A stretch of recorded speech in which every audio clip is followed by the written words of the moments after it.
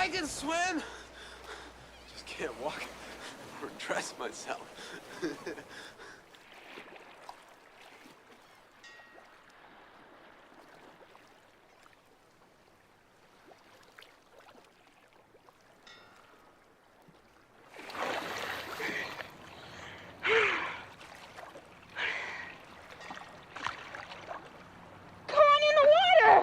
Take it easy. Take it easy.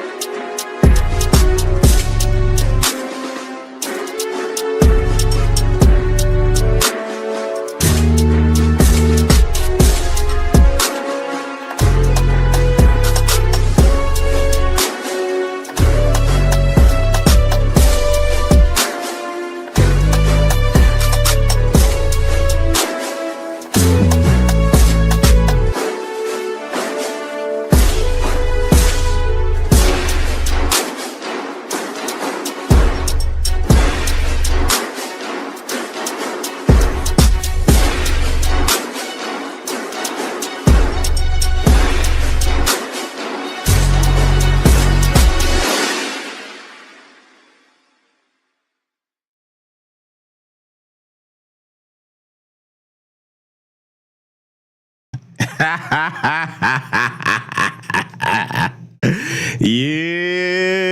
salute, and welcome back to the Black Ocean Announcement. We're getting deep in with your host, the one and only Great Black Shark. And I told y'all, the intro to this one was gonna be petty as hell. Oh, I told you I wasn't done with the Tether class yet. Yeah, we had to go ahead and hit them with the Goldberg intro, since they've been telling those of us who are Foundational Black American Freedmen that we're next. Well, no, Giblet, you're next, okay? You're next. That's who's next. It's you. It's not us, okay? We are not immigrants. We are citizens of this nation. We're going to prove just how next you are in this broadcast tonight. I told y'all, hey, for those of you that are not wrestling fans, pay attention to the screen here. I left them up here for a reason. This is the man, Bill Goldberg. And right now, the federal government under the orange man, he's decided that you're next, okay? Basically, you can think of ICE as your Bill Goldberg because you're next, okay? If you spent all this time over here, 30 years over here, you didn't get your paperwork straight, that's a you problem, okay?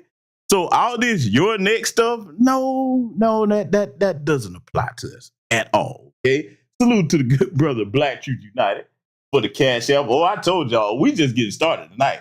We are not done by a long shot. Oh, they're not going to like this one. Oh, they are not going to like this one at all, okay? Because, see, you need to take a good look at this Bill Goldberg image, okay? When you see them ICE vans coming and you trembling in your boots, you hiding, ducking, and dodging, you see Foundational Black Americans, we were strolling about our business like, yep, sucks to be you, buddy.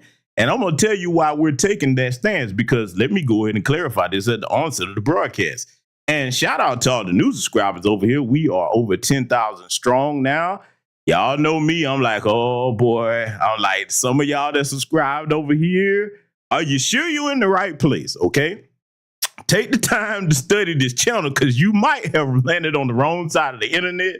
And I'm going to prove that in some upcoming broadcasts, because family, those of you that are long-time subs over here, if you've been subbed enough to understand what this channel is, I got to say this, and if I'm wrong about it, correct me in the chat room, okay, for the moderators and everybody that are familiar with my content.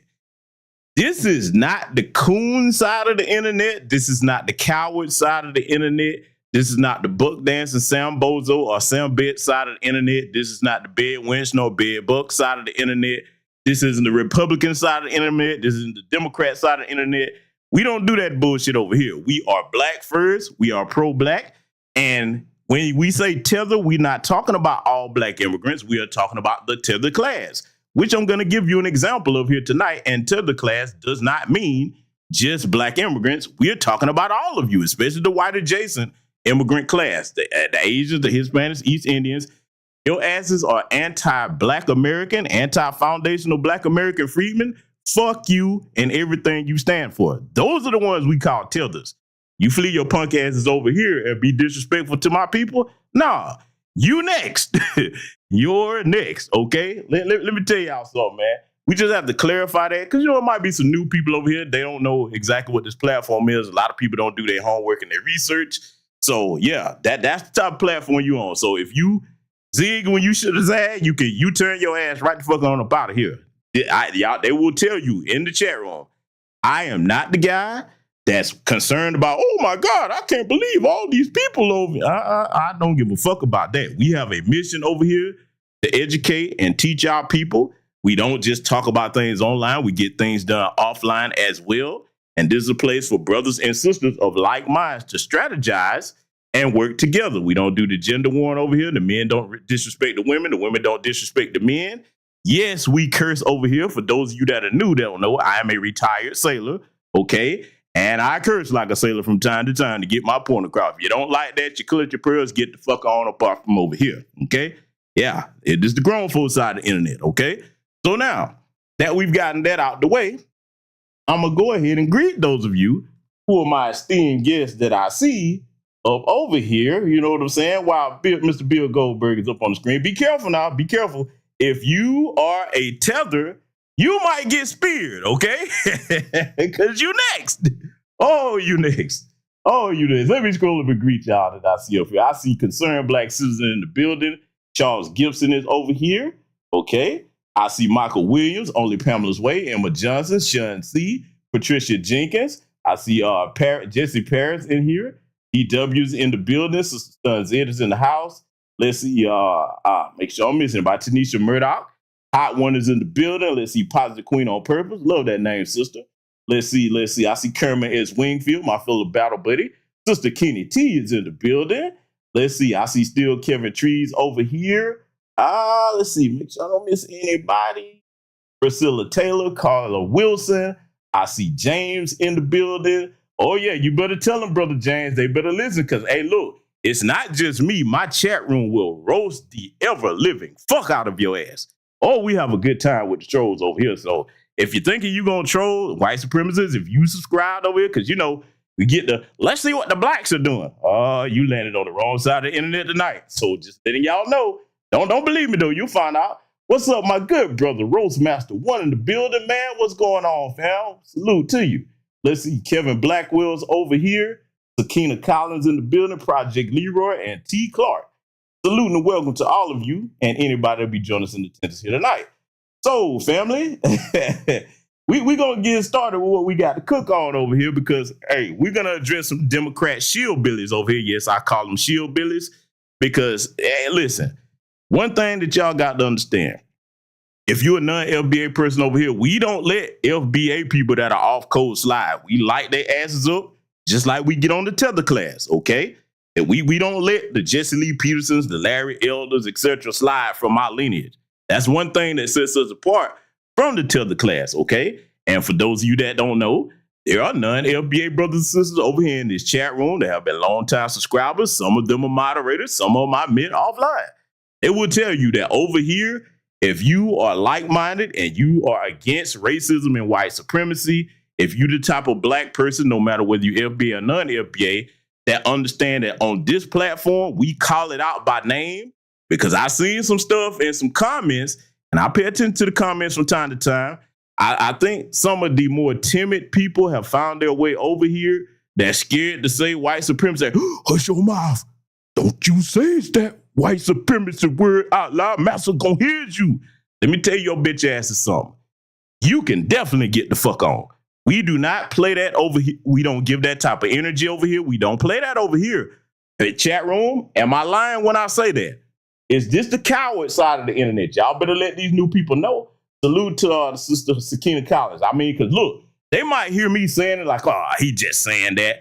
Brothers and sisters in my chat room, whether you FBA or non-FBA, are we the type of platform over here in the Black Ocean family to sugarcoat calling out white supremacy, anti-black racism, huh? Are we the Kiss White Folks Ass channel? Is that us? Let these new people know, because, hey, we over 10,000 subs, and like I say, you're welcome over here, but I would rather you unsubscribe if you find the wrong place to be, okay? Because some of you are scared to death of white folks. Some of you think that when white people say something, everything they say is important. Hell, I've seen some of you in the comments that are dumb enough, and yes, I said dumb, because over here we tell people the truth. The truth is the only way that any of us improve, okay? Some of you are dumb enough to believe that we're only 13% of the population. Family, we've broken this down many times before we get into tonight's exegesis over here tonight. You cannot be 13% or any number of a population perpetually for over 10, 20 years, and it never goes up or down. That is mathematically impossible. Listen up for the dumbasses that don't understand that.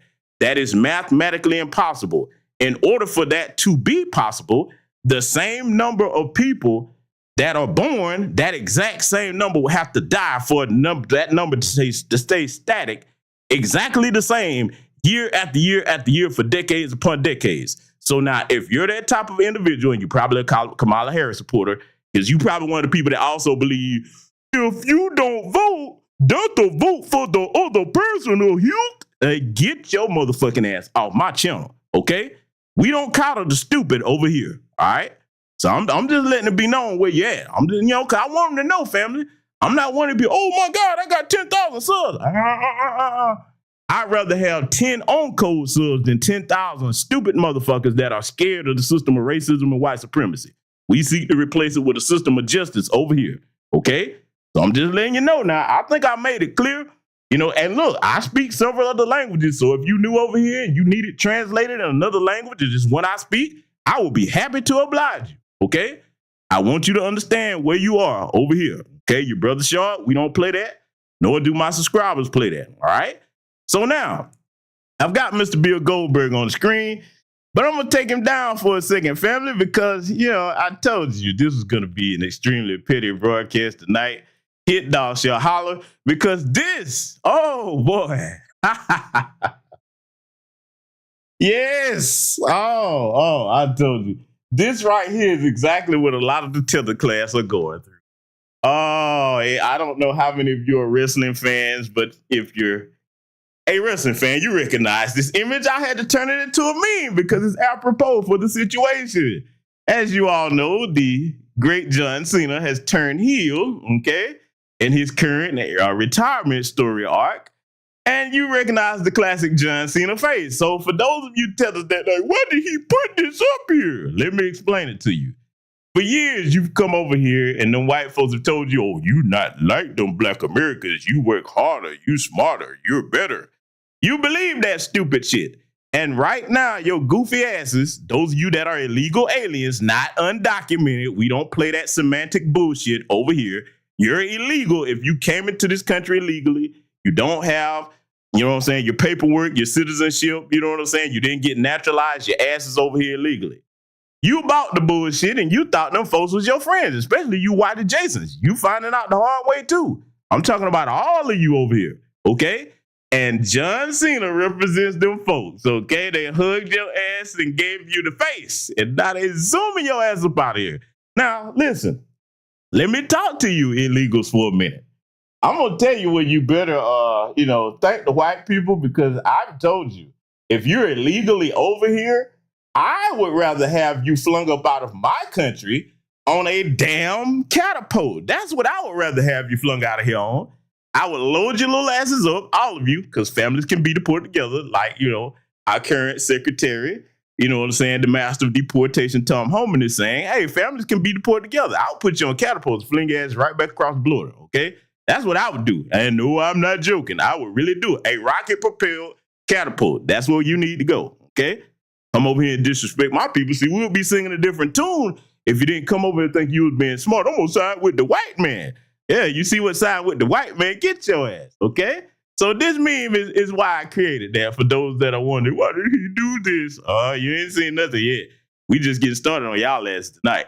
And family, we're going to go ahead and examine exactly what they're going through right now. And listen, again, I love my non-NBA brothers and sisters that's over here that's respectful, man. Love y'all to life, man. I got partners I'm cool with that are nothing like a damn tether. I know sisters, whether they're Caribbean, continental African, and you know what I'm saying, some Afro-Latina, okay? They don't act nothing like, the disrespectful people we going to be going in on here tonight, okay? But for those of you that come here and disrespect this land, disrespect my lineage of people that sacrifice for your ass to have the privilege to be over here, I told you, man, I have no sympathy for you with what you're going through right now. None of my people are going to be raising our hands to help you as a collective. We got individuals we cool with, but a collective, hell no. Nope, I don't do that. You need to go back home and show us how hard you work and how much smarter you are. Because, people that's actually that way and your culture's so much better, shit, hey, home is the place to be. Think about it. If it's really like that, why are you so afraid to go back home? Huh? Oh, we're going to get into that tonight, though. Oh, we definitely are. So, family, let's analyze what they're going through. Because if you're a Foundational Black American Freedmen, I want you to tell me if you had to worry about what I'm about to show you here, because I know I don't. Check this out.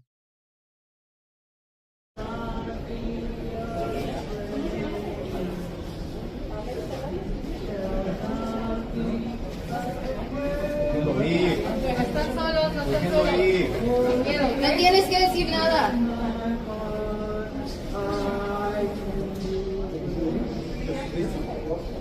Tienen derecho a no decir nada, no están solos. No digan nada, no firmen nada.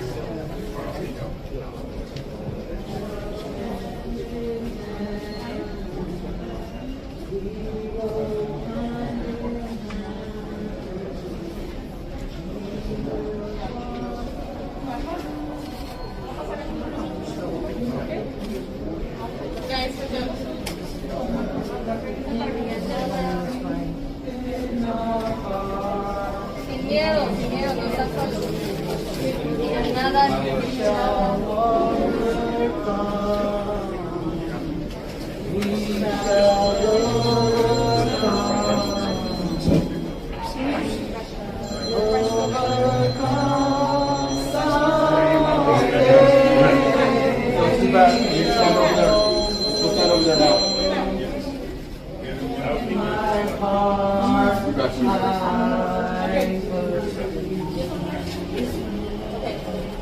It's a person, not this one. Yan na rin silencio, no firmen nada. Mama, no firmen nada. No firmen nada, no firmen nada, no digan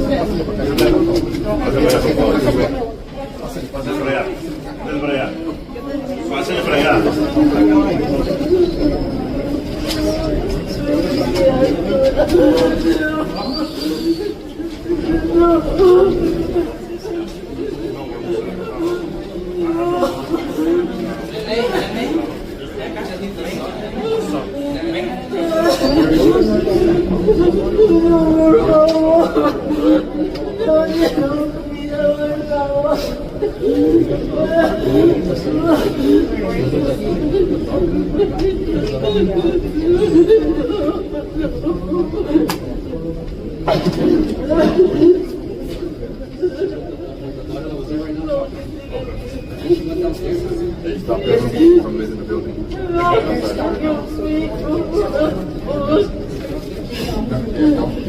on.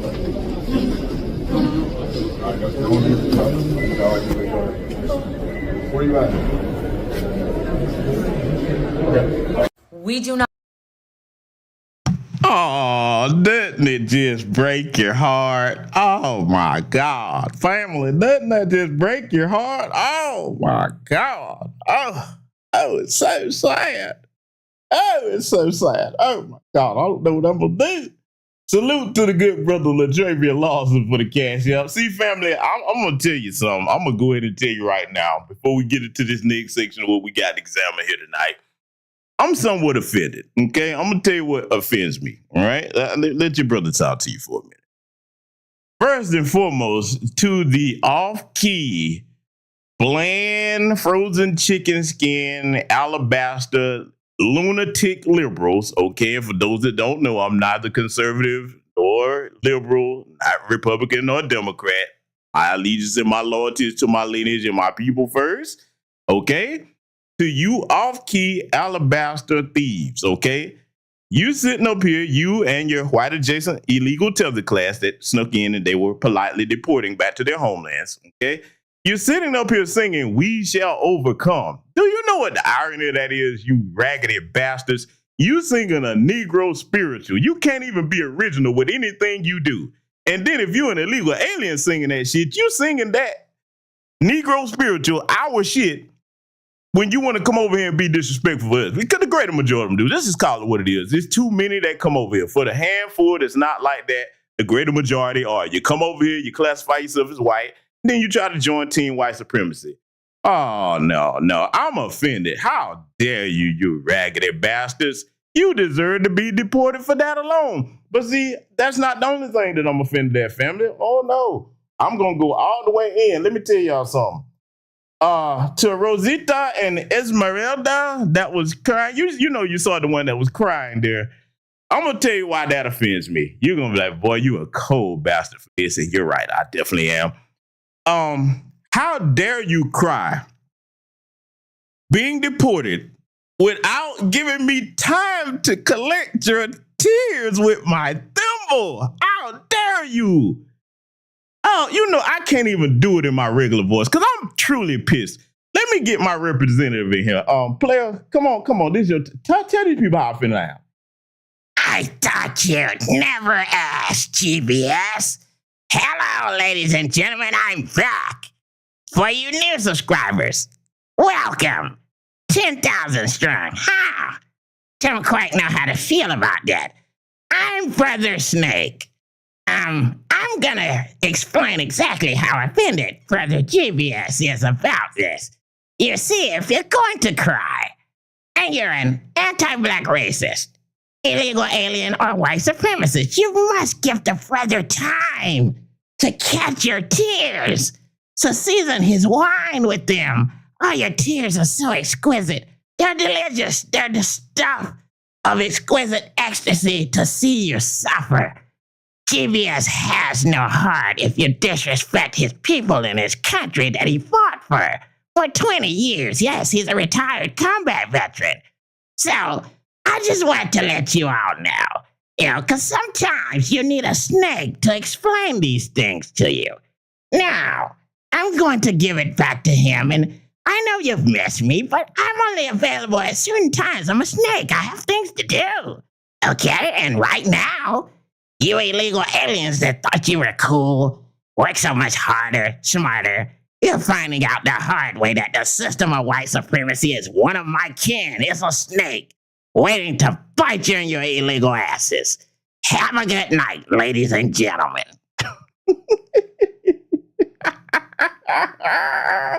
Yeah, that's what you finding out, you bastards. Yeah, you should give me time to catch your tears. Because look, family, I might not be the only one that enjoyed the tears of my enemies. See, let me tell you something. I am one of the rebellious slaves, okay? I'm a descendant of the rebellious slaves. I'm not the one that if massa got sick on the plantation, I know that my lineage are like, oh yeah, the old motherfucker is about to kick the bucket. Good. That's what you get for beating us out here in these fields and shit. I do not pray for my enemies. No, I don't. I don't pray for them. I'm not telling you what to do. I'm just letting you know I'm not that kind of guy. Hey, you doing harm to my people? You wish ill on my people? I wish the same on you. When tragedy befalls you, I don't have to do anything to you, but I damn sure don't have to feel sorry for you, no remorse. No, let me tell you something. For me, I have the same amount of compassion for you that you have for black folks when you come over here. The people that made it possible for you to get here. So you're damn right. From now on, when you cry, you hold them motherfuckers in and you let a foundational Black American collect your damn tears. That's you owe this. You're freeloading fuckers. You owe us that much. You snuck into the damn country illegally. Why won't you save your tears so that we can have a souvenir to get your ass up out of here? Okay? That's how we do that. Oh yeah. Hey, salute to my first sergeant, some chick named Star. Hey, my brother Mr. Sam is in here. He said he calling ICE. That's what I'm talking about. Mr. Sam is right. Call ICE just for the damn singing. They deserve it, family. They deserve it. They deserve it. These tears, look, we must catch their tears and market them as some type of product, okay? You know what I'm saying? I mean, look, hey, listen, these selfish bastards, on the way out, you could at least leave us your tears, okay? Freeloading fuckers, come over here and in places like New York, Eric Adams, punk ass, we ain't forgot about you. You sit up there and give these people loads and loads of benefits and all kinds of free resources, secret job fairs. And then they ungrateful asses, you here illegally, you gonna tell people that you don't eat this, take it back. Bring me my cultural food. Can you imagine food that our taxpayer dollars are paying for? Man, get these motherfuckers out of here yesterday. You hear me? I know he can't get them all, but I want to get as many as he can. And look, let me go ahead and tell you, if you're a foundational Black American, they're mostly concentrated in the major cities. But when they move to these smaller towns and cities, nope, don't let them hide there either. Call ICE, but hey, come on down. We know where they at. You getting out of here. Yeah, see, you. If you would have been treating our people right, we would be compassionate towards you. We've been compassionate towards every single group in this country. Try to help everybody. We don't have much, but we share what we have. That's the spirit of my people. But see, now it's a brand new day with delineation. And let me explain something too. Let me explain something, because I know there's certain people that will probably hear this and you really don't comprehend the fact that you give equivalent exchange to people. You don't just treat people that treat you bad. You don't overlook that and just keep letting them mistreat you. Delineation doesn't mean you have to hate anybody, but it damn sure means we're going to start giving you what you give us. You teach people how to treat you. Okay, now that's a bitter pill for some people to swallow. Some people have to learn lessons the hard way and keep, getting betrayed, keep getting stabbed in the back. No, the definition of insanity is doing the same thing and expecting different results. Okay? So nah, it's not about hate. It's about indifference, which is worse than hate.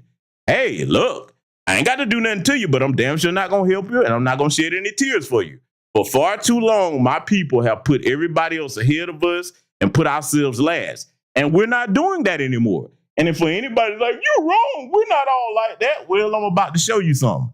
I'm about to show you exactly what we mean when we say tether class, the white adjacent tether class. See, too many of you sound just like this, okay? And I hope if this bitch right here is illegal, they find her funky ass and fling her out of here on a giant fucking taco. I want y'all to listen to this motherfucker right here, because I'm going to be pausing where need be to give commentary. Move to America because we think it's a better country. We move here because it's a little less worse than our other countries. Because you're stupid to think that we moved to this country for some hot dogs and some baseball. We have better vibes, music, food, culture, history, literally all of the above. We just moved here because we are looking to make more money and offer a better chance for our families. Did you know that the minimum wage... Now let me pause this ignorant chiquita right here, okay? Yeah, let me pause this punta real quick, okay? Yes, let me pause her. Bitch, okay? Let me just go in and say it in English. Look, bitch, if your culture is so much better, oh boy, the vibes are so much better, then you know what you should be able to do. And you know they tell you that you're smarter and all this, you work harder, because you know you can't stop talking about how much harder you work. No, you're stupid. You work hard for being paid lesser wages than the normal wage over here. How the fuck can you call yourself smart if you come to another people's country and you find out that the going wage is one thing, but your stupid ass say, hey, fire the lazy black Americans, I will work twice as hard for half as much. How the fuck are you smarter, you fucking dumbass? Talking about you work harder than my people. No, our people have sense enough to be like, hey, we don't mind working hard, but you're going to pay us a living wage for it. You're going to pay us what the work is worth. Talking about you smarter. But see, I got to expound on it. If you're so much smarter, culture better, you got all these great vibes, why the fuck can't you create these economic opportunities in your homeland? See, it doesn't make sense. If you have all this going for you, why do you need to leave home? We'll tell you why, because I've been one of the main people that you hear say it just definitively. I blame their men because in their homelands, and this is what the needle I'm always thread, in their homelands, the system of white supremacy has devastated it. Their politicians and leaders are selling them out, and your punk ass men are too cowardly to stand up at home and take your damn country back. And then you bring your asses over here, you flee over here, little taco tether, okay? You flee your punk ass over here and have the nerve to practice anti-black racism to a group of people that hadn't come to your country and done you nothing? Bitch, get the whole entire fuck out of my country. Let it continue. Wage, a day, not an hour, a day in Mexico is not even 15 American dollars. Not even 15 American dollars. Right now with $15 in San Diego, I could go maybe buy a matcha and half of a granola bar, honey. If you support ICE, you support people getting destroyed. If you support families getting destroyed, I hope you rot in hell. And I will see you there, babes. Oh, bitch. Let me go ahead and tell you something right now. Yes, we support ICE because your punk ass is over here illegally. You broke the law. You're a criminal. See, I'm throwing it back in their faces. Let me tell you why I'm harping on the criminal part. You come over here and join with these white supremacists talking about black on black crime and we're criminals. Okay, if you here illegally, you're a criminal. How you not? Your argument makes no sense. You arguing to stay in a country illegally and you waving a foreign flag, but at the same time you talk about how much better it is back home. Do you hear the insane schizophrenia of these delusional bastards? I mean, she really thought she was cooking. You fucking idiot. Get Tom Homan, get on that bitch ass. Find her ass with that facial recognition technology and see if her paper's in order. Okay? And look, I'm going to tell you, I'm taking a step further. Well, I'm telling you, I'm trying to make them unsubscribe if they found the wrong corner of the internet over here. I'm all for them denaturalizing your ass if you commit crimes. Okay? Because they already getting the ball rolling on that. And I'm all for denaturalizing your ass if you disrespect this American flag. That is our country's flag that a little black Foundational Black American Freedmen girl, Grace Wishes, sold, okay? because you probably don't know the history behind that flag. Many of our families that are veterans have fought and died under that flag. Okay, it means something different to us than white people. See, that's something that all of you tethers don't really understand, especially about my lineage. This country and everything about it means something different to us than it does to white people. Because see, I'm going to go ahead and let you in on a little secret right now. This is going to shock you. Not only have Foundational Black American Freedmen fought in every war this country has ever had, we're the most patriotic by historical definition and proof to this country. We've never gotten together en masse and did anything like January 6th. Huh? We don't support the damn Confederacy, which was basically, you know what I'm saying, a bunch of traitors. The white supremacists do. Huh? Oh, yeah. So you got to understand that when you come over here and be disrespectful to us, oh, no, we love this country in a whole different way than the white supremacists that are over here. We've been here longer than them, okay? If you know your history on the subject, and if you don't know, go down my archives and catch up, okay? Yeah, so I'm going here with it tonight. Now, we going to let these motherfuckers know exactly who they are over here tonight. But see, we got to deal with something else, though, before we continue getting on the Tether class over here, because just like I told them at the beginning of the broadcast, for the new people over here, we get on those of us in our lineage that are off code as well. Family, I'm going here with roller skates on. Many of you have asked me what I thought about this. Well, I'm going to let you know tonight. Ricky Smiley. Oh, let me give my disclaimer. If you're a person that worships celebrities, if you're a person that thinks celebrities can do no wrong, okay, if you're a Democrat, shield Billy, oh, your feelings going to be hurt because I'm finna light your boy up. That boy, family, we gonna go through his commentary line by line, and we're going to tell you what's wrong with that because, see, I'm going to tell you why I'm glad he said it. I'm a person, I don't want people censored on their platforms. No, I want you to be free to espouse whatever view you have, whether you're a white supremacist, whether you're a tether, okay, shield Billy, Republican or Democrat. I want you free to tell us exactly what's on your mind. That way we know exactly where everybody stand. If you try to backtrack, we're like, this is what you said over here, and we hadn't forgot that bullshit. See, that's how you really make progress, letting people put it all out there on the table, and then you document that and never forget it and be like, okay, this is how we move forward, and this, you let us know where you stand. Yeah, that's how you do it. You don't make progress by, they shouldn't be allowed to say that. No, yes, they should. See, I'm a bit different. A lot of people are complaining about Elon Musk and X. Oh my God, they're so racist over there. They said this. I like this. I love it. Now, why do I love it? Because you got to understand something, especially for those that are older. And I want women particularly to understand what I'm about to tell you. If you have children that grew up in the most integrated generation they've ever seen, some of the stuff that you tell them about, they're going to think, oh, I ain't never seen that. They ain't like that. You making that up. That was in your time. No, you need them to see in real time amongst their peers how anti-black racist many of them are. And the only way that you get that is to allow the white supremacists to be anti-black racists, okay? Now, they can do it all day long over there on their platforms, but see, they're finding out the hard way that when you bring it over here, no, this is a dictatorship over here run by black folks, okay? Particularly Foundational Black American Freedmen. We don't value the opinions of white supremacists over here. Oh, no, you have no say over here, okay? And see, they love these little punks like Ricky Smiley, because I have to call him a punk, and you're going to see why. Because they're weak. They are the epitome of everything that a black man should not be. We're going to get into exactly why I said that right now. We're going to be stopping this to go through this line by line. No more money for you. You want it. No more money for you. Bye-bye. Go back across the No more money for you. It's lazy. You lazy. So now I played this right before we get into Ricky Smiley, because these are the people he putting the cape on for. I keep showing the clip. This guy that you saw right there, hopefully they got his ass deported by now. You can tell you fresh over here because you got a heavy accent. Come over here talking to black people up in Chicago, talking about how lazy they are and no more money for you. Your bitch ass ain't even supposed to legally be here. You see how bold and disrespectful these motherfuckers have been? And these are the people that Ricky Smiley are caping for. I just wanted to show you that, to put in the context. So let's go ahead and get on in. Because see, right now, You better take a good look at this laughing and crying emoji up here. Little buddy is running and hiding right now. Oh, boy, they probably didn't think the orange man was going to get back in there. Well, he did.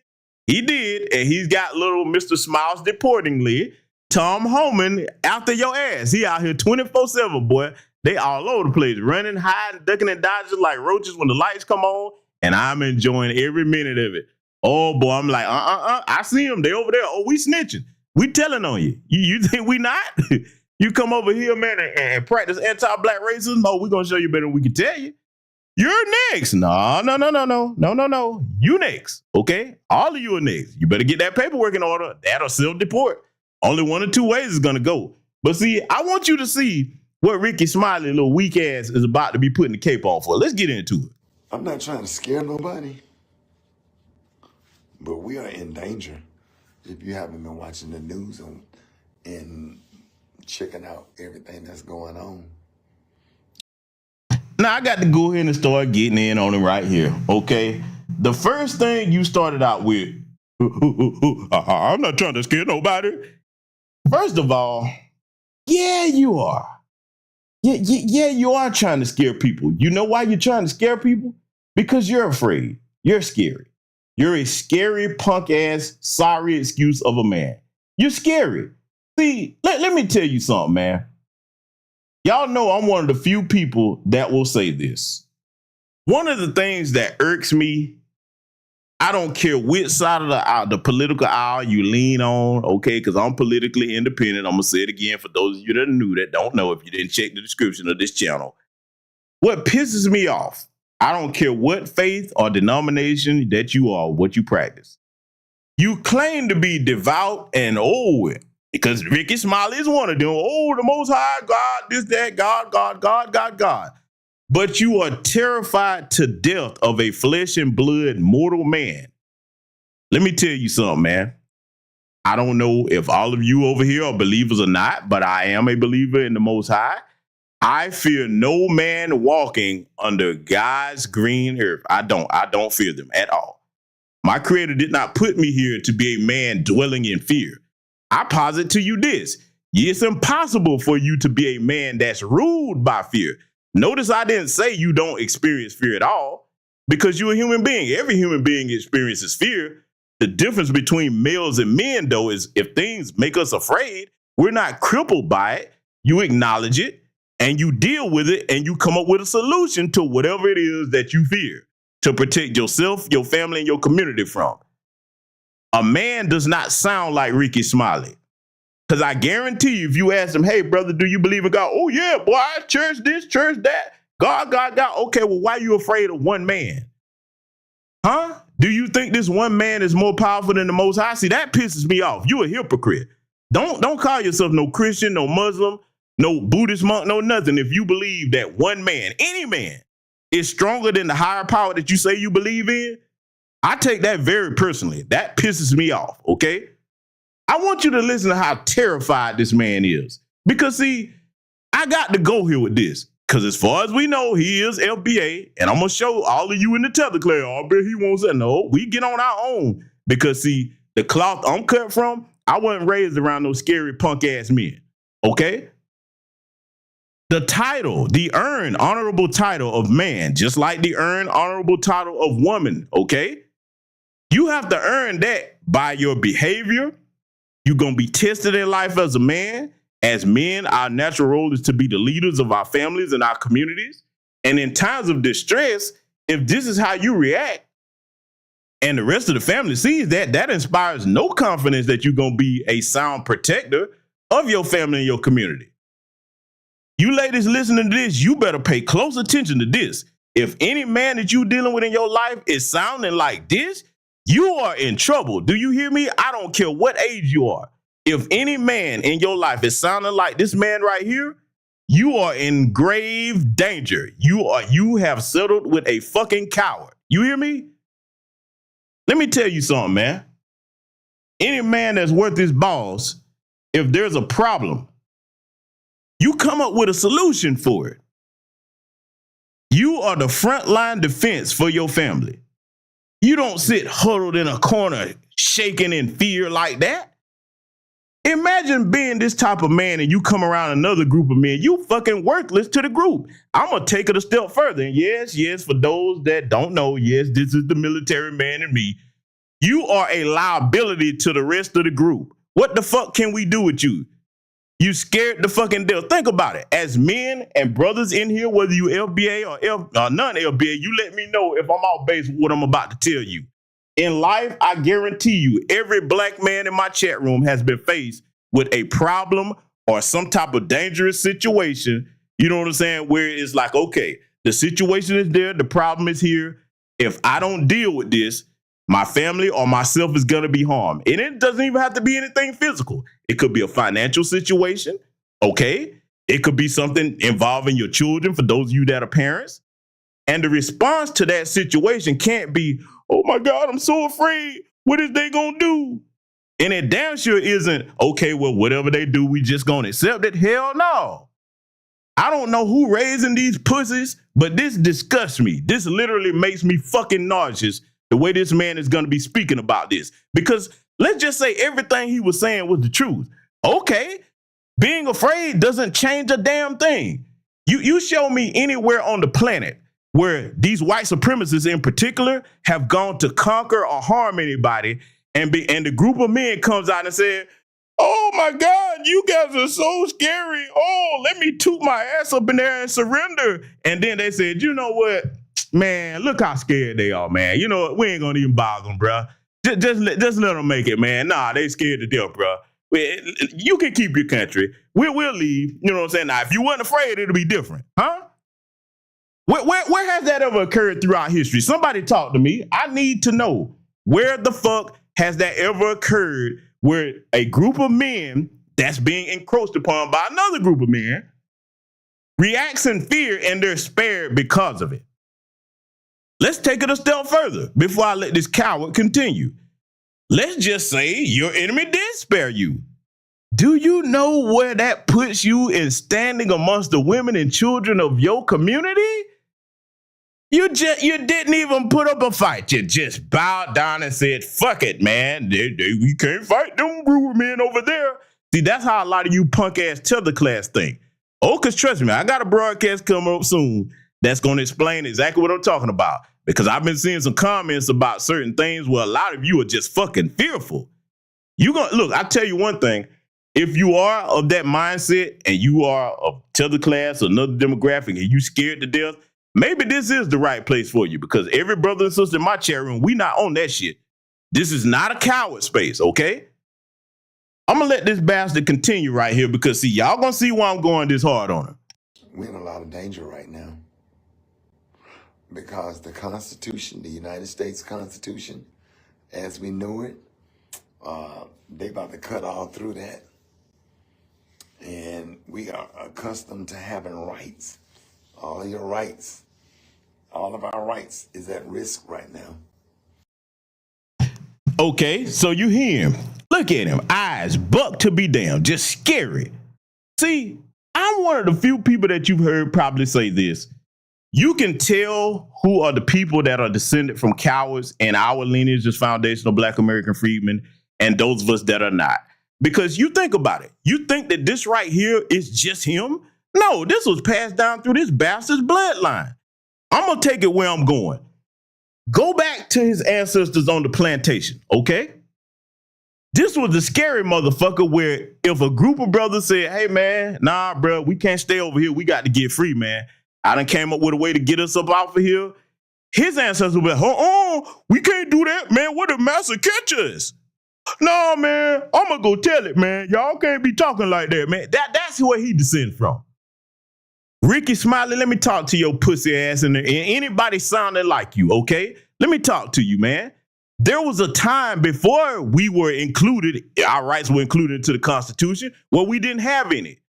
If the Nat Turners, the Denmark Veseys, the John Horses, the Harriet Tubmans, whoever you want to name, if all of our ancestors that fought for our freedom before us thought like you, we wouldn't be free today. See, that lets you know the greater majority of Foundational Black American Freedmen are not descended from cowards like this pussy right here. I'm going to take it a step further. I ain't done. I got to go here.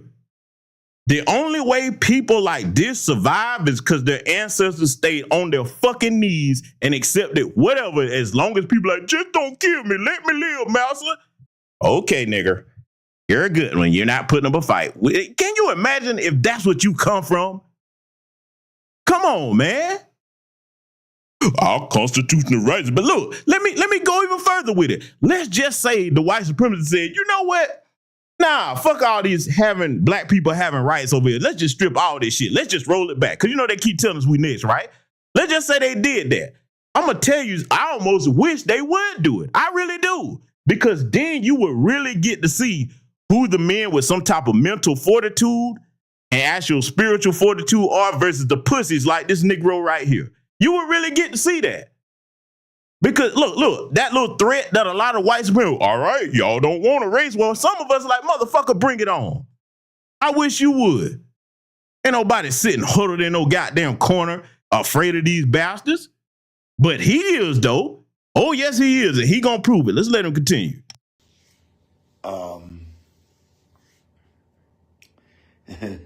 That whole make America great again,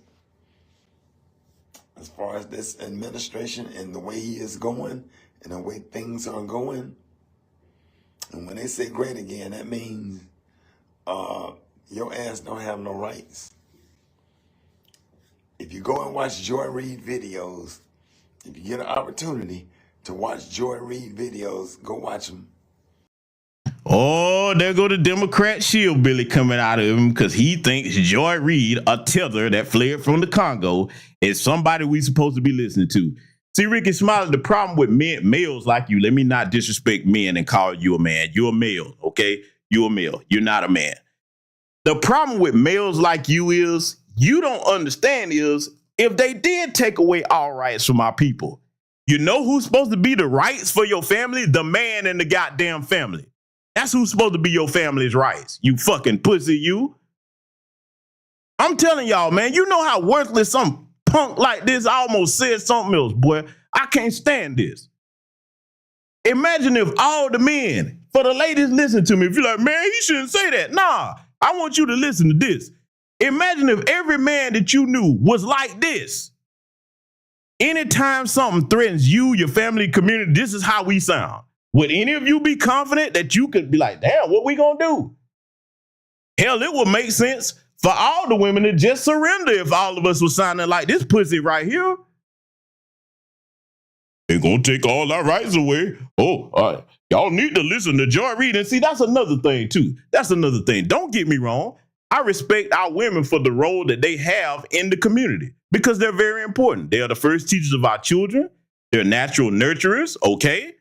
They're homemakers.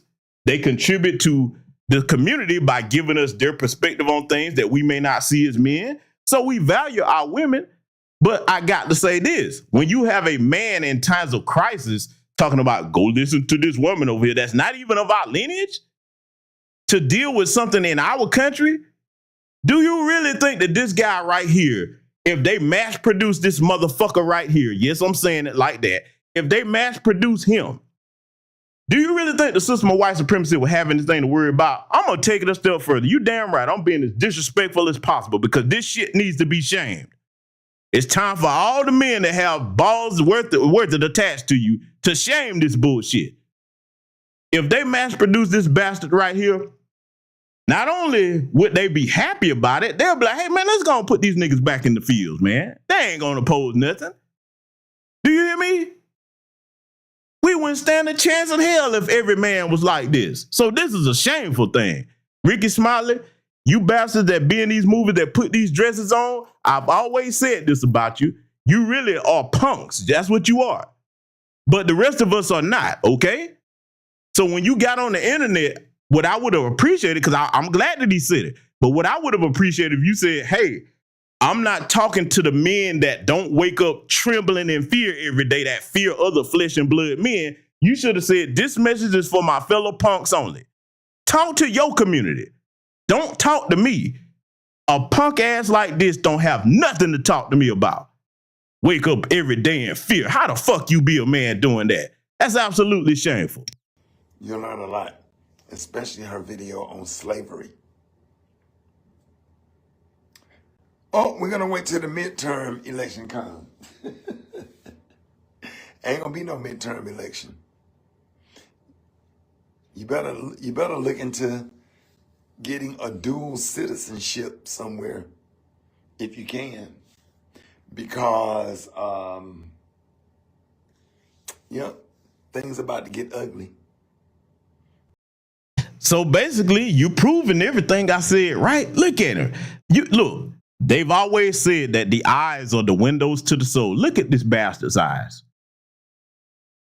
Let me talk to the women in my chat room. Oh, yeah, this is the Strong Whiskey channel over here. I don't sugarcoat shit, okay? Because that's why I said what I said at the beginning of the broadcast. You might have zigged when you should have zagged.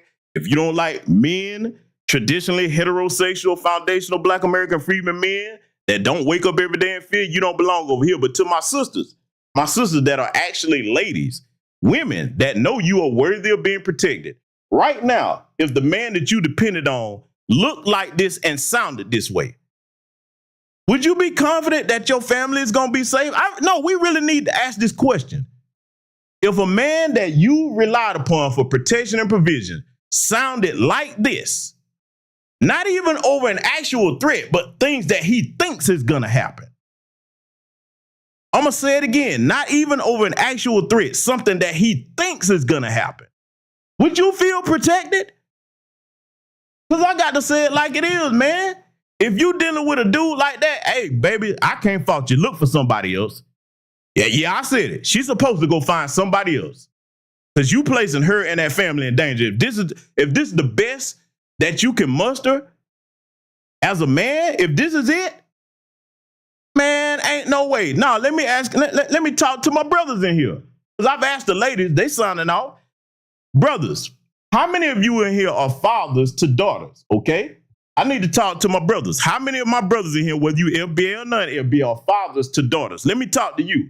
Because, see, I need to know, maybe, you know what I'm saying, I might be the only brother that thinks this way. Y'all free to respond however you want.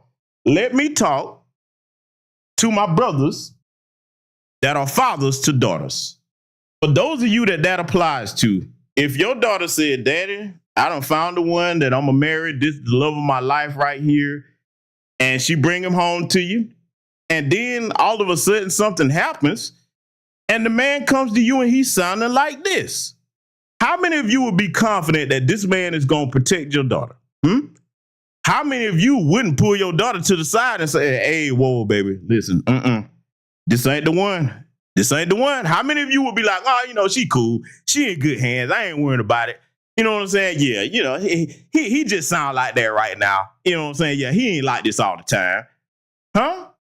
How many of you would be confident that your daughter would be in good hands with a pussy sounding like this? Because I wouldn't be. Man, ain't no way in hell. And hopefully if you're doing your job right, your daughter won't never fall for no man to sound like this. See, you got to understand something. Oh, yeah, I got to go here because I'm a Gen X. So for those of you that don't know, there are times in life from the time you a little boy on up to manhood where you're supposed to be tested. Your first fight, okay? The first situation where you got to deal with something where there ain't nobody to help you, and now it's on you how you going to get out of it. How well you protect yourself. How well you deal with problem solving. How well you deal with adversity. If you try something that don't go your way, do you just quit? Or do you get back up and say, no, as a man, I'm going to succeed and have this done. I don't care what it takes. I'm going to put in the work to get what I need to get. I don't care whether it's a personal fitness goal. If you say, hey, I'm 125 pounds soaking wet. Nah, my goal is to increase my weight, XYZ, 30 more pounds, whatever. As men, we know, okay, it's going to take some hard work to get in there and put that in to reach that goal. You got to sweat. You got to sacrifice. You got to be disciplined. And I'm saying this to tell you that every male doesn't have that because they didn't go through things like that.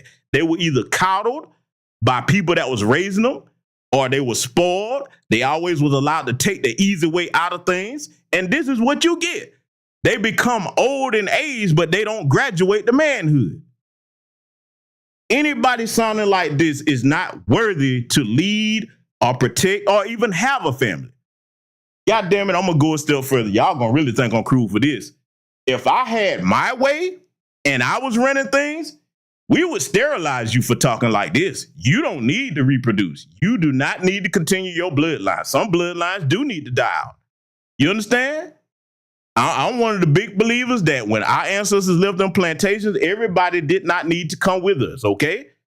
That we should have dealt with all the Sambos, the traders, the sellouts, the bed wenches, the bed bugs. Were like, hey, now that we off a little ways from this plantation, remember when you told Master when we were trying to escape before we was emancipated? Yeah, bro, we got to go and do your bad right here. Yeah, I said it, goddammit. You don't keep what's rotten amongst something that's healthy. And this is a rotten, cowardly, dangerous mentality that you do not want to encourage the next generation of men to have. As men, we're going to be tested in life. We're going to be confronted with things, okay? But especially if you're a man of faith, hey, you pray for the Most High to give you the strength to deal with that, then you get up off your ass and do what you need to do to protect your family. Sitting up here talking about, we ain't going to have no rights. What the fuck if they did do that? See, what any man that's saying that, they let you know that, hey, I'm not prepared for this. I never thought this was going to happen. You understand? Do you know what kind of a failure that is, man, boy? If you got a son like this, man, you got every right to be ashamed of them as a father, because that, man, I hope none of you have raised a coward like this. Just let him continue. Things about to get really, really ugly. Yep. And I'm scared. Scared. Okay, so you admitted that you're scared. That's the one thing you did that was right. You admitted that you're scared. But see, if you really understood what manhood was about, you process the fear and then you bring your mind back to rationale, because fear is the mind killer. Let me tell you something. Anybody that's bound and ruled by fear, especially a man, you will be conquered by it. People don't have to physically harm you if your mind is chained by fear. Again, I posit to you this. If you truly are a man of faith and you connected to the Most High like you say you are, it would be impossible for you to be bound by a spirit of fear. Impossible. But see, dealing with things from a more secular manner, if you admit that you're afraid, what did our Queen Mother Dr. Frances Cress Welsing tell us about fear? It's okay, admit that you're afraid. Now that you've admitted that you're afraid, you have to start rationally thinking about what you're going to do to solve this problem. What is making you afraid? Is what's making you afraid, does it have a weakness? If you're afraid by yourself, do you need to find strength in numbers? Do you need to aggregate resources together? Do you need to warn other people about what's making you afraid? I mean, see, as a man, we're supposed to go into problem-solving mode, because we know that as the front line of defense, if anything gets past us, that means our women and children are vulnerable. You understand? So you better understand that brothers like myself that are Gen Xers, we're going to do everything we can before we leave here to make sure that the next generation of men do not accept running around wearing purses like they women, wearing bonnets, painting their nails, kicking it with you, gossiping like a fucking bitch. And we use the term bitch to describe males and females over here. I'm going to say it again. We use the term bitch, bitchcraft, and bitchery to describe males and females that it applies to over here. Those are my generation and younger that are actually rooted in traditional manhood. We don't stand for this crap, man. The very lives of our people depend on that. Each gender has a role to play. As men, we're the producers, protectors, and providers. Women are the first teachers of children, which goes on to influence generations. They're the nurturers, okay? They're the helpmeets, the homemakers, okay? Yes, so each gender has their role to live up to and carry out to the fullest of our ability to make sure that our community is protected. But you don't get that, because when you're out of balance this way, see, I got to go further with him. Ricky Smiley sounded like this, man. I got to say it. If something happened and there was a tragedy or an emergency, you're going to go huddle over in the corner with the women, trembling and scared to death, while the other men are trying to figure out how to deal with the damn threat. There's no shame in being afraid. The shame comes when you let the fear rule you. I think each and every man should have that in him where it's like, hey, man, I'm not going to wake up every day walking around in fear of anything. You understand? Anything, especially if it's something that you just perceive could happen. You've already been conquered before anything gets to you. And again, I'm going to say it one more time. Imagine if this was the greater majority of black men in America. They're like, oh, man, they already conquered. We don't even need to do nothing to them. Man, just go and put the niggas back on the plantation. Let it continue. It might be a point where we might have to pack up our families and leave, because if ICE can get immigrants or whatever and just go and get them and without their due process in court, why can't they do it to everybody else? Because, you Democrat shillbilly dumbass, we Foundational Black American Freedmen, whose lineage go back to the southern killing fields of the United States, are not immigrants. We were here before everyone. We cannot be deported to any other country. See, think about it. I'm giving you this because I've already said what I needed to say about him, but let's apply logic to this. Where the fuck would they deport us to, Ricky Smiley, and any of you that think like him? Where they gonna deport us to, huh? Countries we over 500 generations removed from. Where we going? We ain't got citizenship nowhere else, the greater majority of us. Ricky Smiley, you say why they can't do it to us. Ricky, even if it came down to that, you mean to tell me you're not gonna fight to stay in the homeland that our ancestors built? Even if it came to that? See, I'm going in every direction with this. Then, Ricky, you keep talking about if they can report the illegal immigrants, which means that you have sympathy for illegal aliens. Ricky, you're not talking about all the anti-black ones that are over here. Just never mind that, huh? We supposed to go put the cape on for people that we see historically have sided against our people with white supremacists to harm us. When George Floyd was killed, you saw all the white adjacent class. They was following right behind the white supremacists, posting their little memes, mocking our people, mocking Tamir Rice when he was murdered. Every time something happens bad to a black person, they join right in, the greater majority. I'm not talking about the individuals that are not like that. So if you one that's listening, you not like that, I'm not talking about you as an individual. I'm talking about the collective of your people, and you know I'm right about that. Yeah, all you got to do is look at them, okay? This is why I say I don't want them censored. I want them to tell on themselves so that my people can know exactly who they are and exactly what they believe in. So, Ricky, you sitting up here, you think we supposed to be out there caping for the immigrants? That's what you think?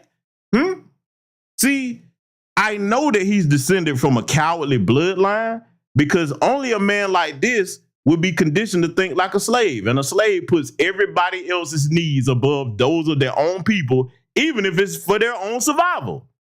We, as Foundational Black American Freedmen, are in a time where we're supposed to be selfish. Because, I mean, think about it. We put everybody else first to no avail. We see what that's gotten us. And again, the definition of insanity is doing the same thing and expecting different results. You're damn right. It's time for everybody to pull their own weight. We've done enough. If you can't make it with everything that we've done for you so far, well, tough titty, New York City. Now it's time for you to equally put in. Oh, and we're going to get further into that on our upcoming broadcast about these coalitions that everybody want to have. Oh, I got a message for them too. Oh, we're going to go deep on that one. Oh, yeah. But see, Ricky, you are worthless to the rest of us as men. Okay, you are. And brothers, I'm telling you right now, especially if you're a young man, if you got anybody in your peer group that sound like this, see, let me tell you something else why I go so hard on cowardice like this. I'm going to ask this question of every man in my chat room, no matter what your lineage is. I need to know something, all right? As men, when we're faced with challenges and problems, am I the only one that gets a sense of pride in overcoming these challenges? Huh? Am I the only one? I welcome challenges. You know what I'm saying? Because that gives you an ability to sharpen your problem solving skills as a man, which is something that is paramount to you being a man. You're not supposed to fear challenges and being tested. That's a part of being a man. And the satisfaction with that is when you conquer these given problems that come your way. And then here's the other valuable thing about having that mindset I just said. As older men, especially, once you have gone through different types of adversity in life and you conquered that, and when it comes around this time, you're like, oh man, I'm used to that. I already know how to deal with that. I've been there, done that. You have the very valuable asset of passing that skill down to younger generations of men. Let me tell y'all something. One of the greatest things that I love to do when helping young Foundational Black American Freedmen brothers or non-FBA brothers, if they're younger and I see them dealing with certain things and I have knowledge about how to help them solve those problems, hey, young buck, check this out. I know a different way you can do that. You know what I'm saying? Where you don't even have to go through all that. You know what I'm saying? And for the most part, they be like, yeah, but hey, thanks, OG. Yo, I appreciate that, man. Yeah. You know what I'm saying? See, that's what you're supposed to do as an elder. You know what I'm saying? Whether you're a male or female, what you learn in life is supposed to be passed down to future generations so that they know how to handle adversity. Huh? That's where your experience as a man comes in at. But see, you never get that experience if you duck and hide from everything and you cower away from it. You never fear adversity. You never fear failure. Because in each failure, if you wise, you're going to learn something from it, okay? You're going to learn something from it. I always said this. It's just like studying game footage. If you look at any sport, if that team loses, if their goal is to win, they study what they did right, they study what they did wrong, and they get to work improving. Manhood is always going to be a test, and you're supposed to pride yourself on overcoming problems and adversities. Let it continue. Now they're doing it to Haitians. And who do you think is next? And they don't give a damn if you're a Democrat or a Republican. They don't care. Nah, they don't care. Get ready. These white supremacy concentration camps, they're all over the country. They're stocking up on weapons and everything as if they are preparing for a war. Okay, Ricky. And see, for any of you that thought that I was being harsh in my critique of this man, did you hear what he just said? Okay, so we got to have a conversation amongst the men about what you just heard, okay? We got to have a conversation amongst the men. For those of you, and again, I say this to FBA and non-FBA alike over here, for those of you that would get information on something and you find it to be credible that white supremacists or anybody is stocking up and preparing on all these things like he's talking about, as a man, you know what you're supposed to do? As a man, you're supposed to be prepared as well. And see, remember what I told you, a coward that sounds like this, he's letting you know that, hey, I'm not prepared to deal with that. Look at the fear in this man's eyes. Okay, Ricky, they're doing that. What have you done to prepare for that? I'm going to tell y'all something right now. Y'all know me. Boy, I wish you would bring that noise to me and my family. I believe in being a peaceful man. I believe in respecting everybody. I respect you first. But the minute that you become a threat to me and mine, I'm going to neutralize that threat. Boy, look, I am so glad that I was raised in a family on both sides. The men that I grew up around that had a hand in raising me, my father, my uncles on both sides of my family, grandfathers, great-grands that I was privileged enough to know, because I was privileged enough to come up in a family where I knew my great-grandparents on both sides. And we don't come from this. Even the women in our family, man, I done told y'all, bro. My great-grandmothers, man, shit, these old ladies were packing, bro. Shotgun and then a couple other things that you didn't want no parts of. I ain't used to that, man. I don't know what kind of family he was raised in. Come on, man. You scared. Okay, so they doing that. Ricky, do you know how to handle a firearm? Because he telling on himself. That means you don't know how to do anything to protect your family. That's what you sounded like. And let's just say this was the case, because see, I got to logically show you why this is not a smart thing to do as a man. If you are deficient on a skill, you don't jump on the internet and tell that. What you're supposed to do, go find other men that have the skill and get busy learning it. That's why I call him a pussy. That's why I call him that. And that's a liability to any woman that overlooked that. You hear me? You be stupid enough as a woman to overlook this and get with some man that thinks like this if you want to. Do not complain when you find yourself in a life or death situation and he put you in front of him. While we out here popping fans and boots on the ground, they got real boots on the ground. Because, and the thing about it is, I don't care what you file in court. The Trump administration defied federal judges' court orders and stuff. Because what's going to happen? They can't put him in jail. He has control of the military. What's going to happen? If he defy a court order, he's president. Right? Okay. Okay. Keep your eyes open. Go to Joy Reid page. Go listen to what Roland Martin has to say. Boy, do y'all hear these names this coward is naming? First, you mentioned Joy Reid. Then you have the supreme unmitigated gall and audacity to mention, oh, and listen to what Roland Martin had to say. Pork Choptimus Prime Ribs Martin, the last king of chicken wings. This man who has a head like a mutant chicken nugget, bun built fucker, you telling men, other men, to go listen to what Roland Martin had to say? God damn it. I got to ask the question. Ricky, what the fuck is Roland Martin supposed to tell us that would help us out of any perilous situation?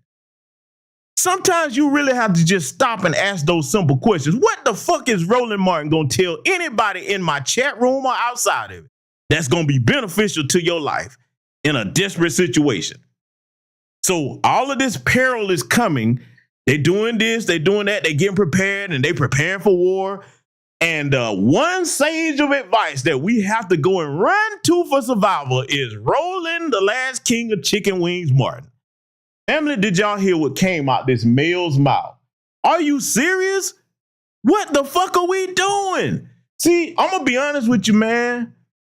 Even if he didn't open his mouth, for a brother that's spiritually attuned like myself, I can feel this radiating off a man, and it nauseates me.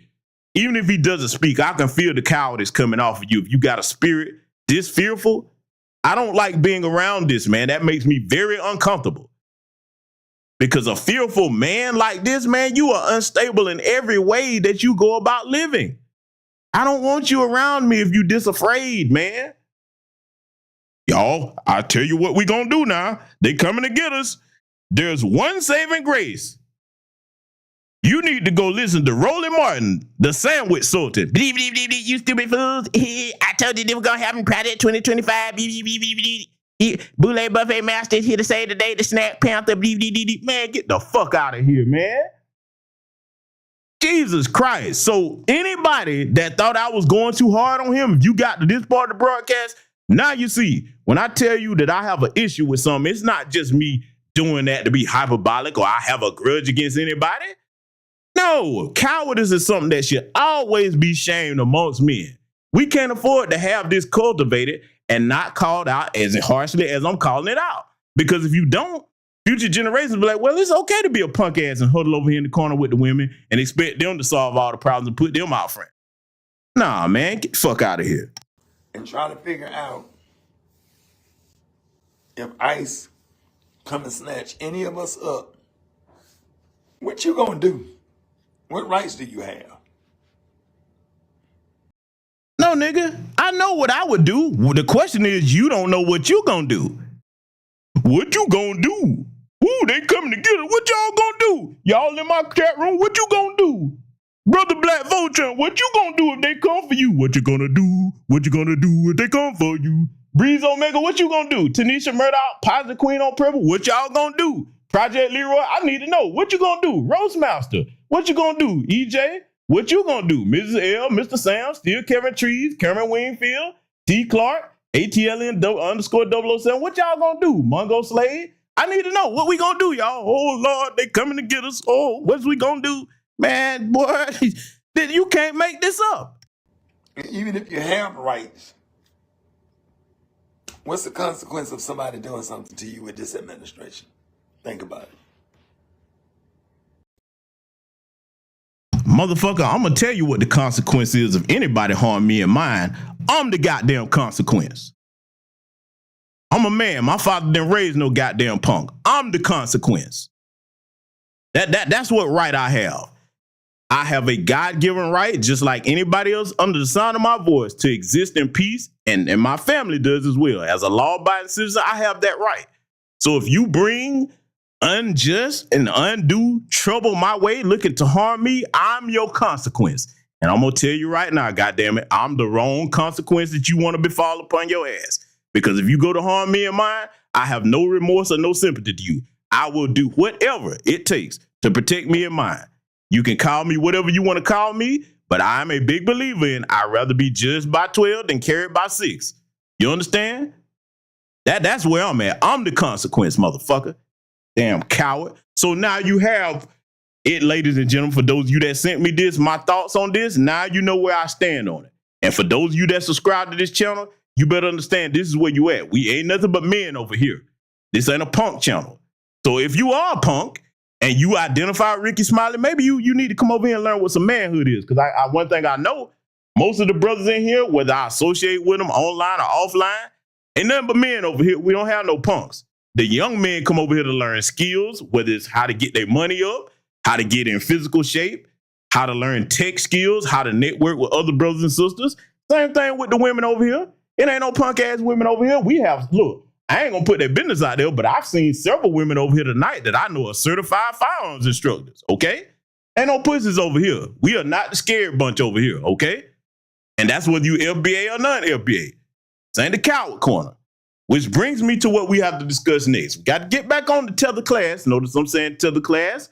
Just in case you're new here, I wanted to be clear that when we say Tether class, we're not just talking about black immigrants. We're not just talking about if you are a black immigrant. Tether class goes for any group of immigrant that come over here and disrespect our people, whether you black or otherwise, okay? Especially the white adjacent class. Got to deal with something. Because, you know, during this whole time where they think everybody's next, oh, we so next, we next, all this French speaking going on, there's no we, okay? And see, when I say that, if you are in the coward class and the white supremacist ass kissing class, okay, because I don't know about y'all, but I will never know what the taste of white supremacist ass tastes like, okay? I don't have an affinity for putting my lips on white supremacist ass, okay? If you're part of that ass kissing class and you scared of them, and you think that you're never supposed to oppose them in any kind of way, there's no we. We have nothing in common, okay? Nothing in common. Remember, I'm gonna play something else for y'all here because we got to set the record straight over here, and we got to do it without the sugarcoating. I want y'all to listen to this. This is why black people will remain in the trenches. And when I say black, I mean African Americans, Africans, Caribbean, blackness as a whole. This is why we will remain in the trenches, because we have so much division in us. It is ridiculous. I've been seeing a lot of videos talking about Essence Festival. Yeah, let me go in and pause the old girl right here, because see, this is the Tether class shit that we be talking about. First of all, there's no we, because unfortunately, ma'am, you Tethers, you see white supremacy as something to submit to and assimilate into. And Foundational Black American Freedmen, the greater majority of us, we see it as something to oppose and replace with a system of justice. We see it as something to oppose and replace with a system of justice for equal and opportunity and rights for everybody, okay? That's what we believe. We don't believe in bowing down to white supremacy and assimilating into it and just, hey, if you come over here and you think that successful is just having a job, because, you know, they say they're so much more successful than us, they work harder. If you think just coming to a country where the lights stay on when you pay the bill and having a job, a regular job, is successful, I mean, I'm sorry if that's as broad as your horizons are, but hey, we've been having jobs. We believe in creating businesses. Every degree that you've ever gotten, you hadn't got no degree that we've gotten. See, we got to deal with this too. If you come over and say you're so much better than us, point to something that you've been able to do over here that we hadn't already done. Back to business. If we wouldn't have made those inroads and milestones for you type of people to come over here and do this, you wouldn't be able to do it. Some of them really do think that white people wanted them over here. That's the sad part about it. But see, this we and us. Let's deal with this division thing. It's good in life to divide from things that are unhealthy. If you are a coward like Ricky Smiley, even if you are of our lineage, yes, we're supposed to divide from that. A people that's concerned intelligently with their survival, you divide from things that weaken your group. You divide from your traitors, your punks, your sellouts, your cowards. Yes, you're supposed to divide from that. So when you say division, it's not always a bad thing. It's good to divide healthy cells from cancerous ones. So no, that's the first problem right there. How you look at white supremacy versus how we look at it. You may look like us with your skin tones. You may, even some of you might call yourself black people, but a lot of you didn't want to do that until recently. But if you don't think the same way towards white supremacy as we do, ain't no we. So let's just get that straight right now. But see, she's about to give us and regale us and espouse to us what she thinks about that whole Essence Fest thing. Let's let her continue. and how people and how African Americans are boycotting it and how it's flopping because it's now owned by Africans because there is no African American, there is not enough African American representation. And the way they're talking about African, how condescending they talk about African, or how Africans are the artists, how African artists are invited, how African. We are never getting out of the trenches. There she goes with that we. Okay, so I got to go in on her little old milk dud head ass, okay? Boy, this heifer looks like a milk dud with damn bad braids, okay? Can some of y'all sisters in here do something with that? Baby, how you gonna have that big old pineapple coconut shaped ass head and sit up here with these ragged ass braids? But listen, I digress. Baby, you got to understand something. If a group of Foundational Black American Freedmen went to any Caribbean or African nation and took over something that was culturally yours and tried to impose our culture upon it, you would have the same reaction. And don't tell me that they wouldn't, because I've been to their nation. I know they would, and rightly so. You don't come and take over something that's culturally of ours and then just say, oh, you just supposed to accept it. No. You know how disrespectful that is? And see, I will speak to the other half of that as well. And I've heard people do breakdowns about how it got that way, but it still does not change the overall problem that we do need to learn as Foundational Black American Freedmen, because it is a problem. It's a bit different with the Essence Fest thing, but we do need to address this. One of the things that can stop people from appropriating our culture like that, we have to get into a spirit of ownership and stop selling our intellectual properties, okay? Again, it's a bit different with the Essence Fest thing. I know the history of it. I get that. But that does not mean that amongst our own, we still don't have a sellout problem. Case in point, look at Versus, okay? Swizz Beatz and Timberland. Y'all know during the pandemic, Versus was the hottest thing going, man. What they do, they up and sell the shit. If you're gonna sell it, we need to start doing what the Asians, the Jewish community, the East Indians, the Arabs, if they gonna sell it, they find somebody else within their community to sell it to, because they understand the value of keeping a business, in the community that provides jobs for their community. You understand? See, group economics starts in your mind and how you think. And thank goodness for Dr. Claude Anderson's work, because he's been trying to preach that to us for over 40 years. Better late than never that we get it now, okay? So you have to start teaching this even to your young ones. Hey, what you create, you have to have a sense of ownership for it. Because see, if any of you in this chat room created a business, people would be like, hey man, let me come and give, you know what I'm saying, Mrs. L, we're going to give you $500 million for your business. Nah, you better not sell that, because they've already calculated how they can make 10 times as much. They lowballing you. See, a lot of times our people don't understand the value of things that we create and that we have, because we're very inventive and creative people. So we got to do a better job amongst our own, for those of us that do that, of recognizing the value of the things we create. Unfortunately, sometimes in our demographic, we will go and make luxury items and luxury brands out of products that don't even respect our community nor put $1 back into it. I was having a conversation with one of my cousins today, and we were talking about how you have some black people that will come and look at somebody's black business or look at it and say, man, I ain't doing business with them. Why? Their prices are too high. Now, your complaint is it a quality product and do they have customer service? Because those are the two things. If you got a quality product and good customer service, I'm rocking with you, okay? Because I expect that for my money. But as far as your price, no, the price is the price. And I'm going to tell you why we were saying that. You don't go to any white corporation or white establishment or white adjacent one and tell them their price is too high. You don't. You pay whatever it is. See, those people, and I'm talking about the Wallow Jays in our community that think like that, huh? You can't build strong group economics with people that when you come to your own people, you're supposed to get the 5-finger discount, huh? The Fast Freddy discount.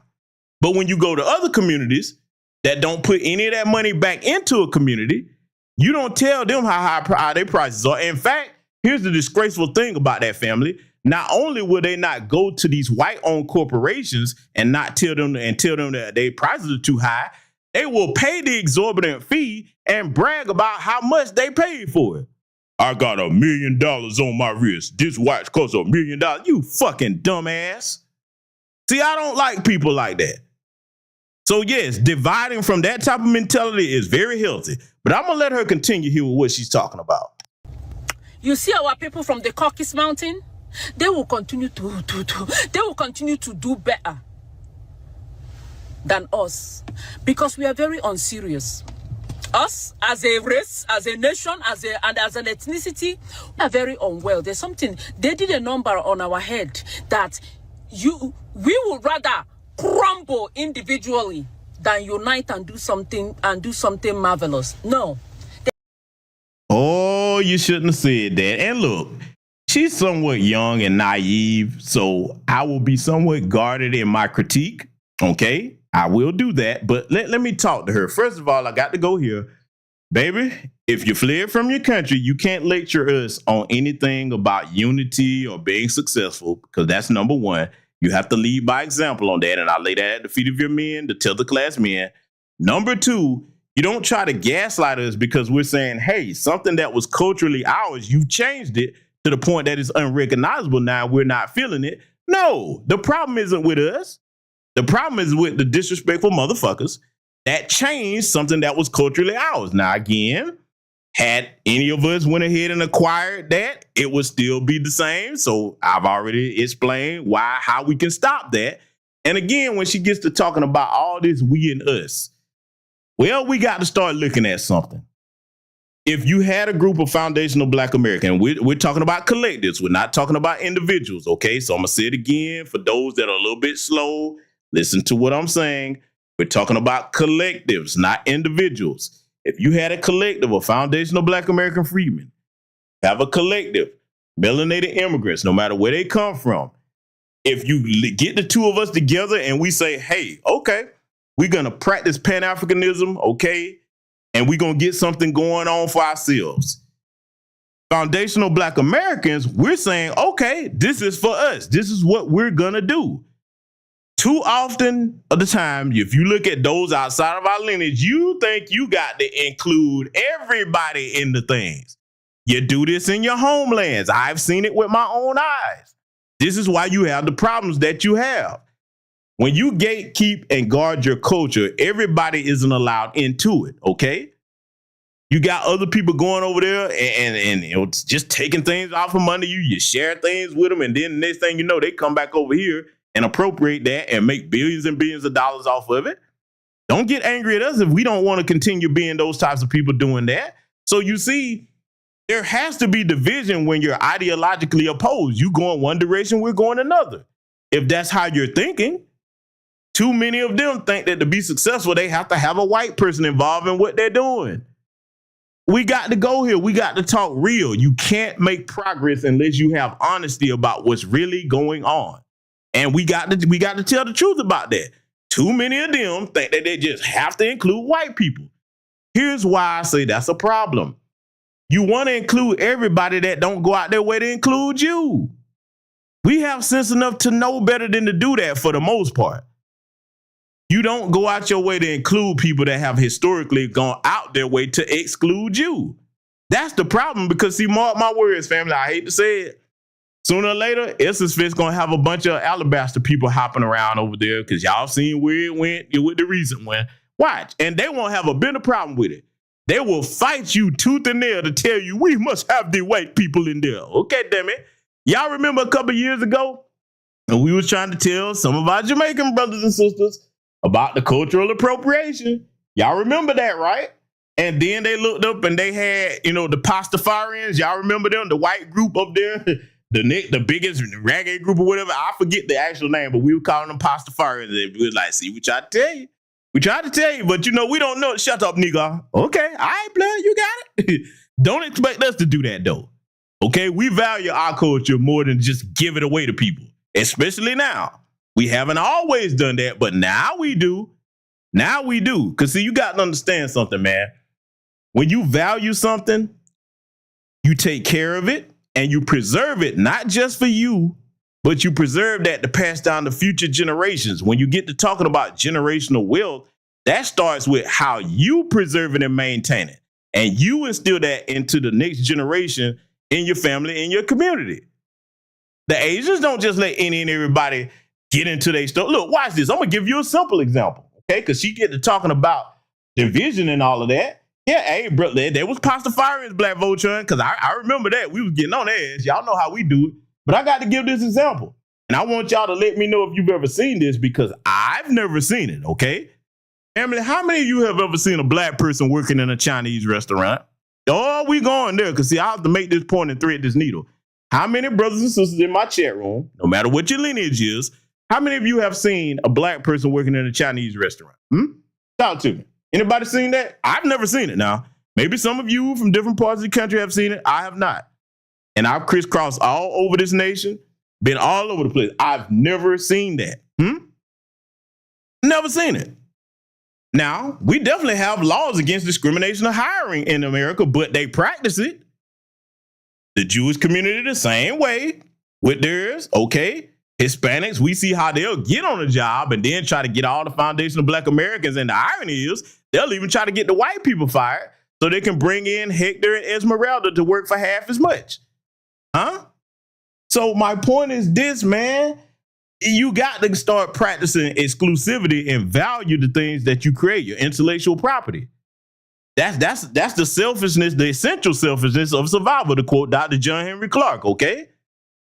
So, you know, there's where the disconnect will come in at. Now, let's go here. Let's give some balance to this.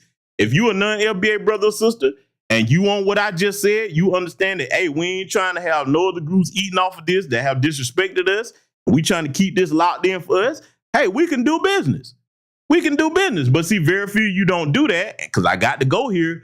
When it comes to Pan-Africanism, and I got to say this to those in my lineage that think you Pan-Africanist, but you've never visited any country on the continent out of the 54 nations in Africa, they don't practice Pan-Africanism at home on an individual level, nor on a nationwide level in between their sister countries. And if you think I'm wrong about this, I'll show you better than I can tell you.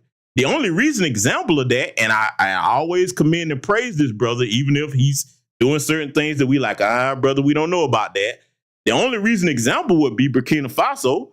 They're trying to form Pan-African military alliances and economic alliances, you know, with their sister African countries, Malawi, Niger, okay, a couple of other places like that, you know what I'm saying? So that's a good move. They just got them Russians involved, but I digress. Now, outside of that, I'm going to tell you how I know I'm right about this as someone that has visited well over 25 African nations and not in a tourist capacity. Let me tell you something. If African nations practice Pan-Africanism on a national level, Zimbabwe would be great right now. They'd be like, hey, man, take everything that you got. Fuck you and your sanctions. Hey, we got 53 other sister countries that's going to look out for us that we can do business and trade with. Oh, have they done that yet? Nope. Oh, yeah. See, I tell you, I don't talk fantasy over here. I talk reality. Because the other 53 nations, they're scared to do business with Zimbabwe because they think they're going to put sanctions on them. Newsflash, all the minerals and resources are over there on the continent. If you stood up to the West and had the balls to say, okay, if you don't take them fucking sanctions off our sister nation, you can't get anything from the continent. Imagine if all 53 of them other countries over there that would say to take that stance and say, okay, keep them sanctions on Zimbabwe if you want to. You put sanctions on that country because they don't want white supremacists ruling over their people's homeland. If all the rest of those nations say, all right, I bet you don't get another resource from over here till you take them sanctions off. But see, again, that will require Pan-Africanism. But see, it's too much tribalism going on. So baby girl, before you start wagging your finger at us talking about unity and all this, togetherness we supposed to have, you got to fix that over there back in your homeland. So let it continue. There's always a division. Oh, these people are Caribbean. Oh, these people are African Americans. Oh, these people are African. Meanwhile, you're looking at the same shade of black. But now when it comes to white folks, you can hear, oh, this person is Russian. Oh, this person is from UK. Oh, no, this person is from Ukraine. No, we don't hear that shit when it comes to white folks. But when it comes to black people, we have different shades of black. And so divided, it is nauseating. We are unserious people. No, we're not serious. Who will remain? Okay, so see now what she just said, I'll give her credit. That is true. especially when it comes to unifying against black folks, they will put historic differences aside to come together against us. But see, here's the problem yet again. If we are going to look at it from where she's talking about, how many of us would actually be opposed to them and would unify versus how many of them will be trying to run over there to kiss white ass? We just got to call it what it is, because you're doing it today. You're doing it in your countries and you're doing it over here in America. We got to tell the truth about that. And again, I'm not talking about individuals. I'm talking about the collective, what we actually see. Again, it's because the mindset is different. You can't wait to get up on the first white ass that you can find, whether you over here in America or in the UK. The greater majority of them, that's what they do because they think that that's successful. Your families have told you that it's successful. If you marry a white man or a white woman, oh, yes, we know about that. I definitely know about it. Oh, I know about it. I know about it over here, and I know about how you act in some of your homelands. So, you keep talking about how together they are. We can't be unified with you if you looking to link up with the oppressor class. How's that going to work? Nah, man, you would do the same selling out that some of your ancestors did in order to sell some of our people over here. Let's let it continue. Mentally enslaved till the end of time. So now, you heard that, right? And see, I got to go back to something because we're not done with the Tether class yet. Oh, no, we're not done with them just yet. I got to show you something because, see, unfortunately, a lot of them don't understand what I'm about to show you here. Let me run this back. This is what they're going to have to learn, okay? Because I had to bring it back to this. I scrolled past this way too fast. Hold your own and leave FBA alone, okay? Oh, yes, we rhyme over here from time to time. You need to hold your own and leave FBA alone. All right? That's what you need to do. And I'm saying that to that sister, okay? And I'm saying it to this big old punk, this sassy punk that we finna examine this, because he's a Tether too. Boy, they all wagging their finger at us, telling what we better do and we gonna be next and what we should be afraid of. No. We don't live in fear like you because, one, we're citizens over here because, when you wake up in the morning and you smell that sweet citizenship that you've been born into over here, we don't run around worrying about being deported, okay? So now I'm going to let y'all hear from this little sassy gentleman right here, and we're going to further show why what she was saying is a problem because we can't unify with this little old sassy fella right here. And see, let me warn you now, okay? Because I do care about my audience over here. I really do care about y'all. If you're new subscribers, let me give my disclaimer. Ladies and gentlemen in my chat room that's gathered over here tonight to hear this broadcast, this is the part where you need to pull out your umbrellas because there's going to be all types of fairy dust and glitter sprinkling around in the air when we go to review this, okay? I don't want any of you to get this in your eyes, because that glitter could be sharp. It could blind you, okay? And you're going to have Tinkerbell dust all over you. So, brothers, get your umbrellas out. This is the portion of the broadcast where there's about to be an incoming wave of sassy dust, okay? Yes, it's going to be some sassy dust in the air, so get prepared for this, all right? I want y'all to get ready. Get your umbrellas out because I'm trying to warn you now.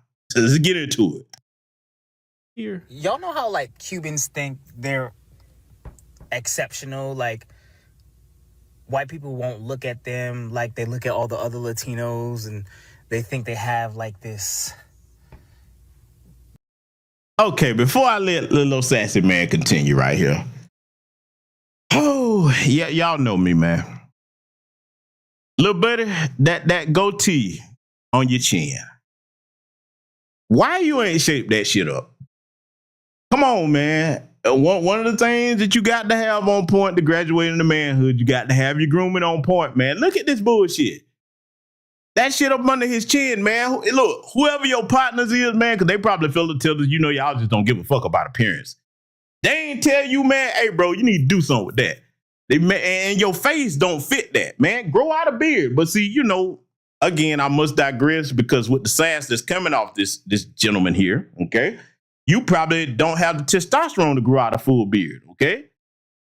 The little sugary face, man, and sugary attitude right here. You're going to see what I'm talking about. So I just had to go there. Let's let it continue. This privilege that the rest of them don't have. I feel like foundational Black Americans are the Cubans of the Black community.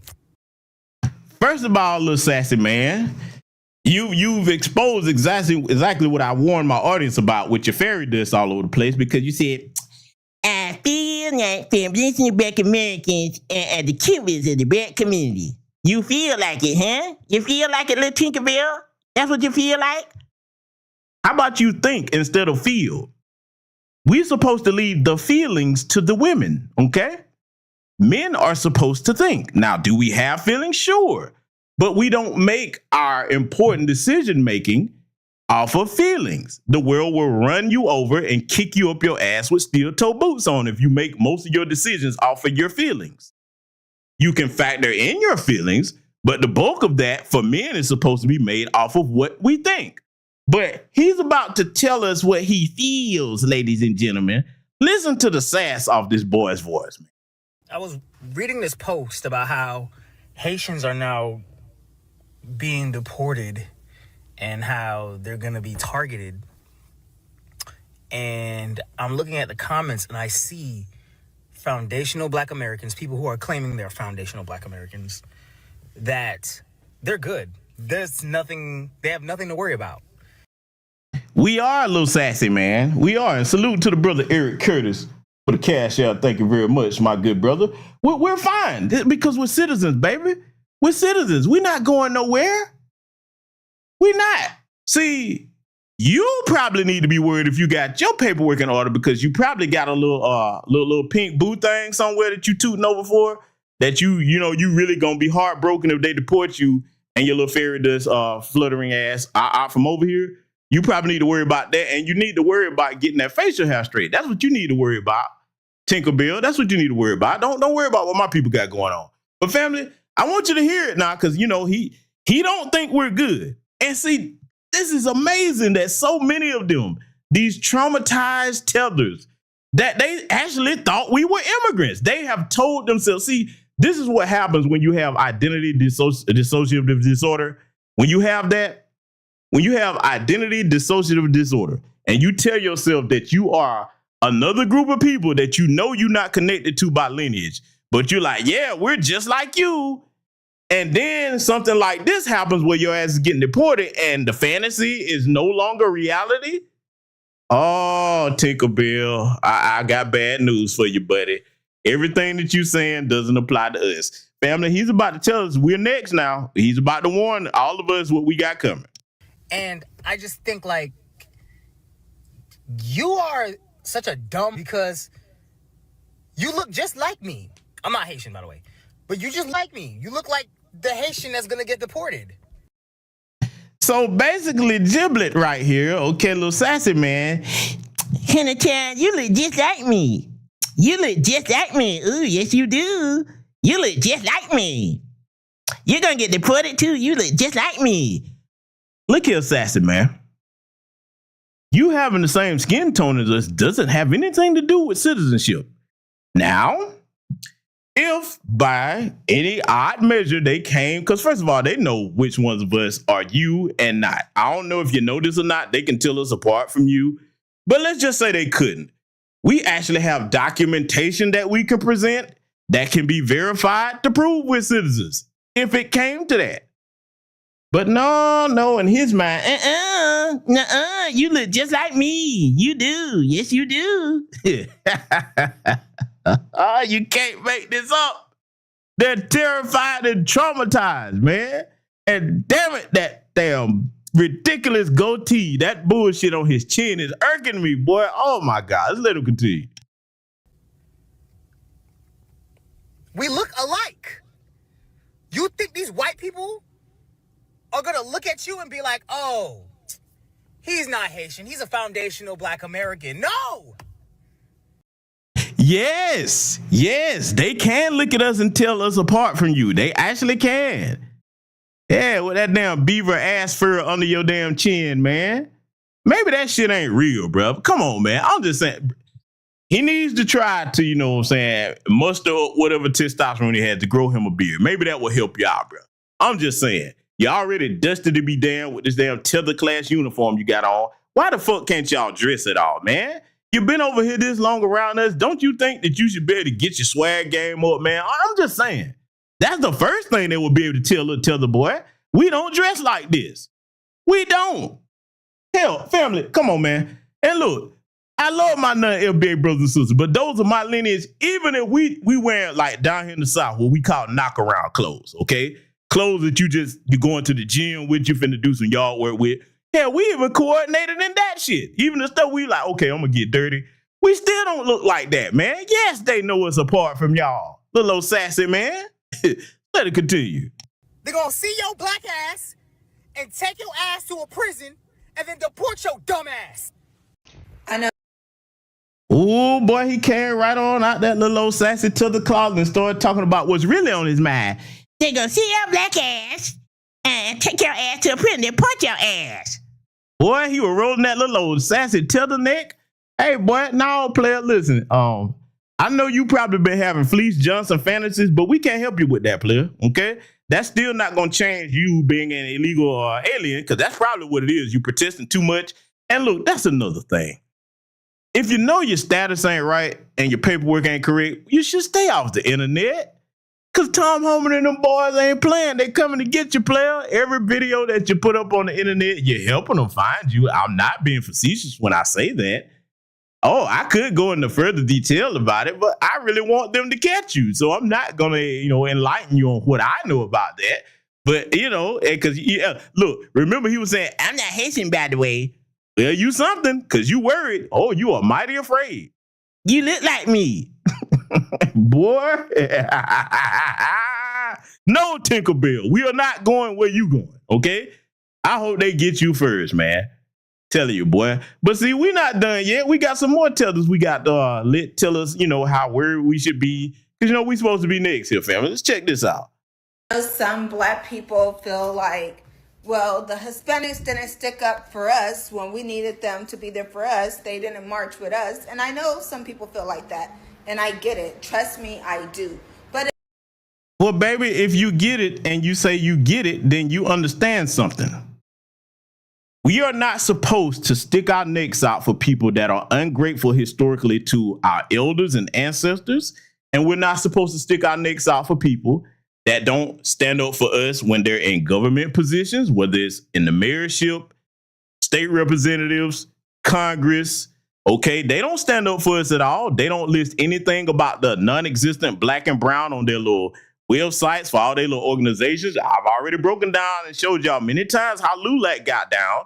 I've already told y'all to go and get books like Boss of the Delta so you can read about the white Hispanic governor, Leander Perez, that said the best way to hate a nigger is to hate him before he exits his mother's womb. These people have historically fought for the right to be white. I've proven that many times on this channel, okay? For those of you that are new here, go down to archives. This is a classroom. We clown and joke, but we teach real history and show you how it correlates to present day events over here. So if you really understood that, lady, and if you were actually in the proper station of a woman, a black woman, whether you FBA or non-FBA, you will understand that, hey, I have no business trying to put the cape on for people that disrespect me and mine, especially if you have children. See, most of the sisters over here that have children, they ain't putting the cape on for these disrespectful bastards because some of them could be teaching your babies. Some of them might be mistreating your loved ones in these hospitals. Some of them might actually put your life in danger if you pregnant and trying to give birth to a healthy black baby because they identify as white and they buy into systematic white supremacy. So no, ma'am, we're not putting the cape on for people like that. But see, this is a lesson to all of our women. Yes, compassion is a virtue, but we're supposed to measure that compassion out on a case-by-case basis. Everybody is not worthy of our compassion. It's okay to withdraw your compassion for people that don't reciprocate that towards you, especially in a survival situation. We have too much to take care of in our community that all these other groups that are getting deported now have never helped us with. As a collective, Asians have never advocated for our reparations or an anti-black hate crime bill. Even when they were putting that, they didn't say, hey, wait a minute, Joe Biden. How you gonna do that and leave out our black brothers and sisters that we do business with in their communities? How you gonna leave them out? No, you got to put them in here or we don't want it. They didn't say that. The AAPI did not say that. The Hispanic community has never stood up and say, nope, you need to give our black and brown brothers over here, we need to give them their reparations. if this black and brown thing is going to work, give them their reparations. They've never done that as a collective. Their politicians don't speak up for us. The Hispanic caucus doesn't raise our issues in their caucus like the Congressional Black Caucus. They need to take black off of that because it's mostly full of tethers. Like the Congressional Black Caucus, they stay advocating for everybody except for black people. Black Americans, Foundational Black American Freedmen, they don't advocate for us, but they advocate for everybody else all over their welfare. Huh? The Jewish community doesn't do it. The East Indian community, the Arab community, you get the point, okay? So a smart woman that values her family and her community does not expect for us to go put the cape on for people that not only will not help us, but actively side with our oppressors against us. But see, she has a different point of view. I want y'all to hear this. At the same time, what do you teach your children? Two wrongs do not make a right. So why don't you just be the bigger person, get out of your feelings, and stand up for what's right? That's what we do as black people. No, ma'am. No, ma'am. No, ma'am. Now, let's just assume that she's speaking in good faith and being altruistic. The problem is you don't exhibit altruism towards people that exhibit malevolence towards you in return. Whatever you give someone, you are due to receive. We've given respect and help and aid and compassion to everybody, and it has not been reciprocated by the collective of those people.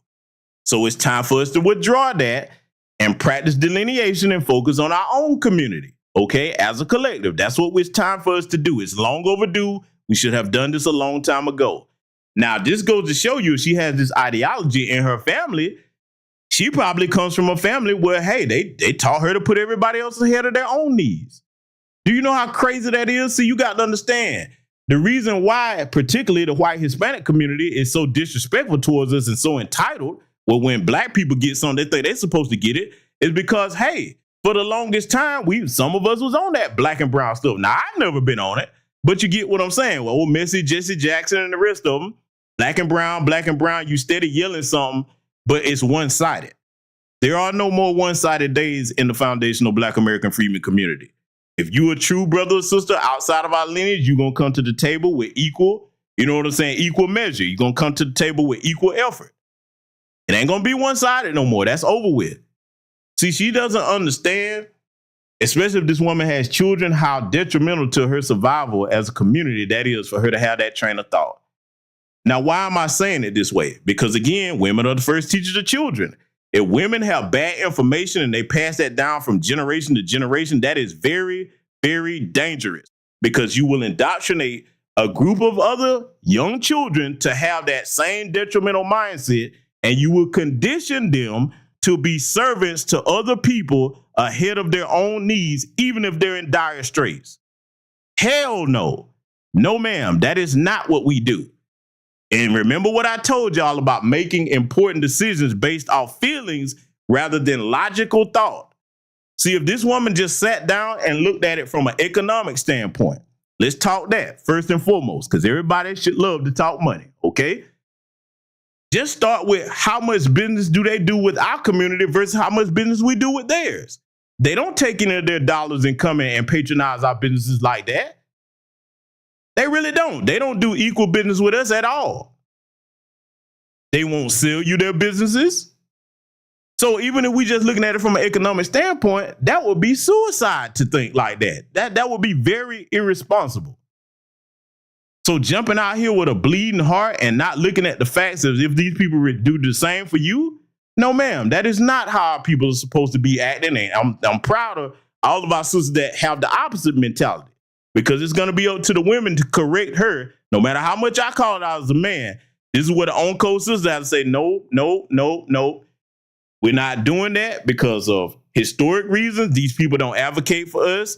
They hadn't done it in the past. They're not doing it in the present. What sense would it make for us to go out here and support them when they're practicing anti-black racism against us? The sisters are the ones that are going to have to take care of that. Let's let it continue. Fight for justice. We know how to do it very well. So this is why I feel like the government, aka DT, ICE, whatever you want to call them, I feel like they're trying to tear us apart from each other because they know that we are baby, you keep saying, I feel like, and I love my sister to life, but if I love you, I have to correct the errors that I see. You don't make decisions off what you feel.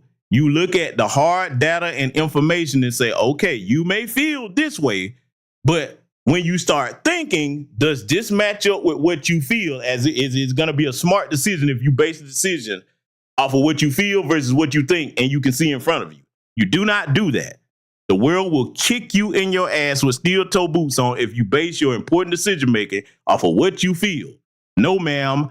No, ma'am. No, ma'am. You don't do that. Okay? So now she keeps talking about what we've historically done and, oh, that's what we do. How many people do it for us with any serious issue? Everybody keep trying to use the excuse about George Floyd. Nah, you came out the house because you was bored during the pandemic. We didn't ask you to come out there. And then after it was over, you still, look, if all these other groups was allies against it, with us and against white supremacy, why aren't they advocating for the things that they see us talking about? Oh, yeah, we got to go there. See, people like her sound very foolish when you start asking common sense questions. Be like, hey, where are all these other allies that we need when we need help on something?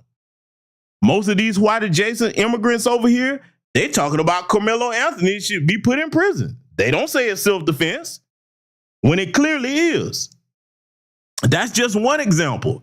Time after time, when it's something that comes to us having justice produced for us, they side with them folks. So you damn right I want their illegal asses out of here. And look, for the ones that are legal that practice anti-Black American racism, I want your citizenship stripped and denaturalized. I want you out of here. I want you right out of here with the illegal ones if that's how you feel towards my people. You damn right. So see, women like her, chances are she's probably a Democrat shield more than likely because she's talking like them. They spend so much time around other people with bad information and listening to the Ricky Smiley males, not men. And this is where they come across thinking. And then when you put the facts in front of her face, like, sister, why are you advocating for a collective of people that don't give a fuck about us and wouldn't piss on us if we was on fire to put us out? No, that is insane. And we are not moving like that as a people. Stronger together. If we band together, we can overcome this just like we overcome everything else that Black people have faced. So, I don't know. I feel like people in their feelings now. Get out your feelings. Do what's right. Well, what's right is us handling our own business and putting ourselves first. That's what's right. Because, see, why she got the cape on for immigrants? Oh, see, look, this is the thing I find just amazing. When people like her talk like that, especially the Democrat shillbillies, they overlook all the disrespect that's coming our way. They just can't see that, family. They got blinders on to all the overwhelming disrespect that most of these people give us. Like this little tether winch right here with these damn trifling ass teeth in her mouth. Because I ain't gonna lie, y'all probably seen me make the joke. When I first saw this, I want y'all to look at her teeth, okay? This heifer has circus teeth. Her teeth are confused. And it's irking me, but see, her disrespect is gonna irk me even more. Okay, look, man, I get on them over here. I tell you, we gonna clown you. Cause you know the tellers, they don't like nobody clowning, but goddamn it, that's a part of my culture. We gonna roast, okay? I want y'all to listen to this little disrespectful motherfucker right here and compare what she's saying to what the previous sister was saying, and you tell me if we supposed to be helping people like this. The 14th Amendment, when Donald Trump said that, the 14th Amendment was for the babies of slaves. He did not mean that he was supporting your FBA Black behind. Y'all. Okay, little tether winch with your little raggedy frosted tips and your little circus teeth. Because, see, you know, if you look closely at that mouth, one of them teeth over there is crooked. And see, I really should have had the blown up screenshot of that so y'all could see it. But you can go back and see for yourself. Yes, circus teeth, where you got shit on trapezes flying all over the place in your mouth. Need to be worried about seeing a dentist. But see, if you understood who Foundational Black American Freedmen are, yes, Donald Trump was talking about our lineage, not yours. Your people were not here on them plantations. That's just a fact. That's either true or it's false. So just because you don't know history, little tether winch, okay, that's not our problem. Pick up a book and read. Google is free, like everybody like to say, okay? And we're not looking for Donald Trump or anybody to support us. If he happens to say something that's true, we will acknowledge it. See, that's something else they're confused about, because they keep talking about, oh, FBA is MAGA. We don't give a fuck about MAGA nor the Democrats. What we have been consistently saying is, what are you going to do for our people if you want our votes? That's what we're saying over here. For anybody that's new here, that's confused about that, that's what the greater majority of Foundational Black American Freedmen are saying. Not what these other people are telling you that's running around with bad information and gaslighting you. No, we don't give a fuck about either political party. We care about what you're going to do for our lineage in exchange for our vote. And now we're saying, before you get a vote from either of us, you have to have proof of concept policy. You can't tell me you're going to do something and then we put you in there in office and then when you do something. No. I need to see a track record of you doing this already for the community.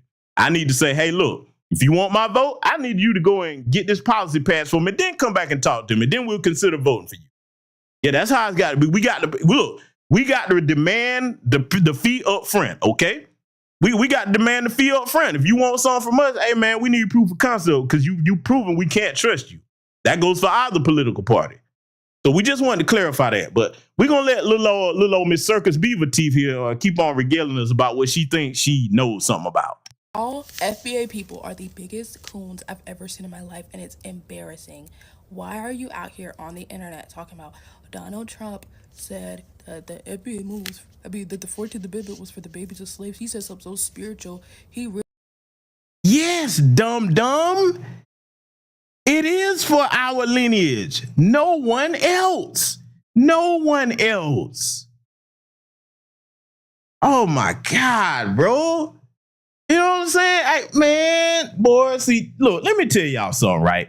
For the people that don't understand why we clown this type of shit, let's just logically flip this so that we can make this make sense for you.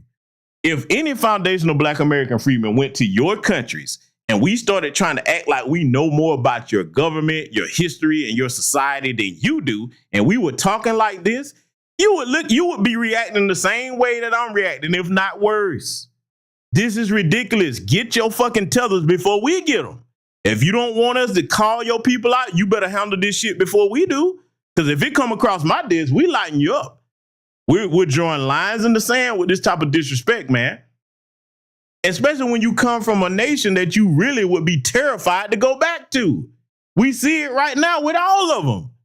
We're not just talking about the melanated illegal aliens. We're talking about the white adjacent ones as well. Oh, boy, it's really funny for them because they thought they was in the white club because you get to mark that on your paperwork. Oh, Ghibli, you learning the hard way now, boy. I'm telling you. All I ask of all of them is to save your tears so that I can get my thimble and collect them. Okay? So we're gonna let little old Miss Circus TV continue. Really is sticking up for us. That's the truth. Y'all keep trying to cosplay our culture. Look, African Americans, we have a culture. We have our own African American subgroup culture. We do. Wait a minute. We? What do you mean we?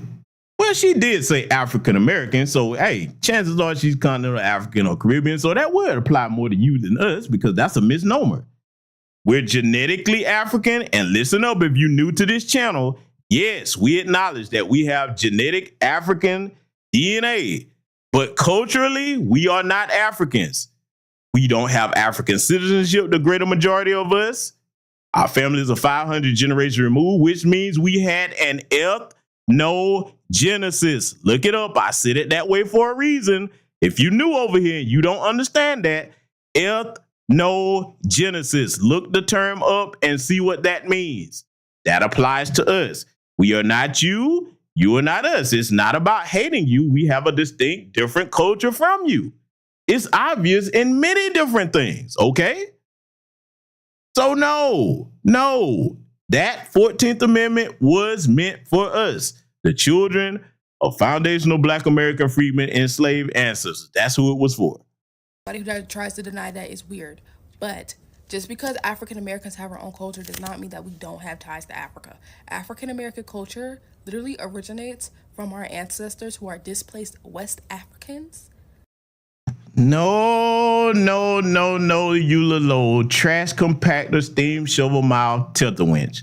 No, we are not displaced Africans, ma'am. Half of our lineage was already here. Some were sold here. Some were sold here, not stolen. The white man wasn't running up like little boogeymen in the African continent. Hi, got one. No, we were sold. That's the truth. For those of you that don't understand that, I have that history here on this channel. Search the archives. We were not stolen. We were sold. We don't get our culture from them because, see, think about it. Apply common sense, little old beaver mouth tether winch. If that was the case, our cultures would be identical. What do most of you say? Our culture is better than yours. Some of you was on that we don't have a culture shit, yet you copy everything about our damn culture. Huh? See, all you have to do to debunk stupidity is apply common sense.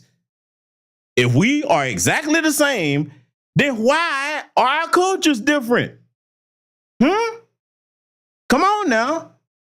And like the brother Still Kevin Trees said over here, man, Still Kevin Trees said, hey, he said, why her mouth poke out when it's closed? Well, Kevin Trees, her mouth pokes out because it's closed, when it's closed, because she has a little underpass in her mouth, okay? And if you really enhance this and do a close-up, that upper left tooth, okay? Because I really started to put this in here tonight, but that would have been a bridge too far. It's already a pit enough broadcast. That upper left tooth is leaning sideways, okay? It's doing the power wall, sitting sideways. What y'all know about that? But see, I digress. I'm going to let her finish making a damn fool out of herself. Boy, because, boy, they come over here, they just get so disrespectful. They don't know what the hell they be talking about. And we created a land here. We created a community here. And the more you guys try to dishonor your ancestors by coming on the internet and saying we have no ties to Africa, we've been here for 400 years, we're not African anymore, we're American, you sound slow. You don't know. Baby, how we sound slow when we were born here and didn't immigrate here? No, you sound stupid. That's what you sound. You sound stupid. We were born here. We're not immigrants. We're not anchor babies. None of us have immigrants in our families, okay? The greater majority of Foundational Black American Freedmen don't have immigrants in our families. We don't. For you not to understand that, who are you calling slow?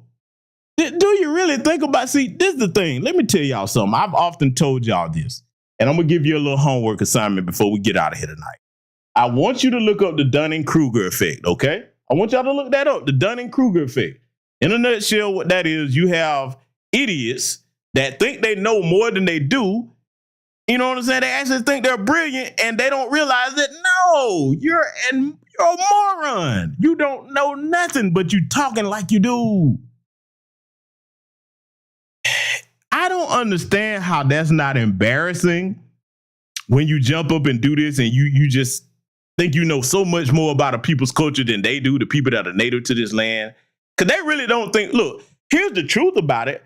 Many of us can trace our generations back here to this land far older than many of your African nations now. Most African nations, whether you notice or not, with the division lines that are drawn after the Berlin Conference, they're only 50 to 60 years old.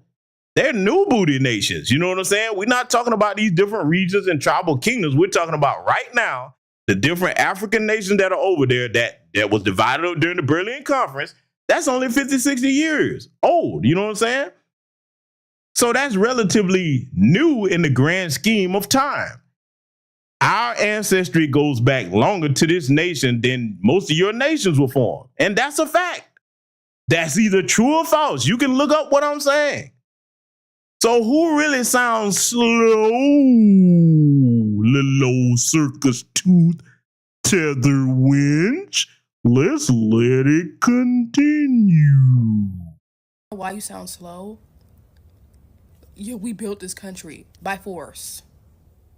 We were forced to build this country. We were forced to do this. We were forced to become entertainers. We were forced to do it. And first of all, baby, you not us.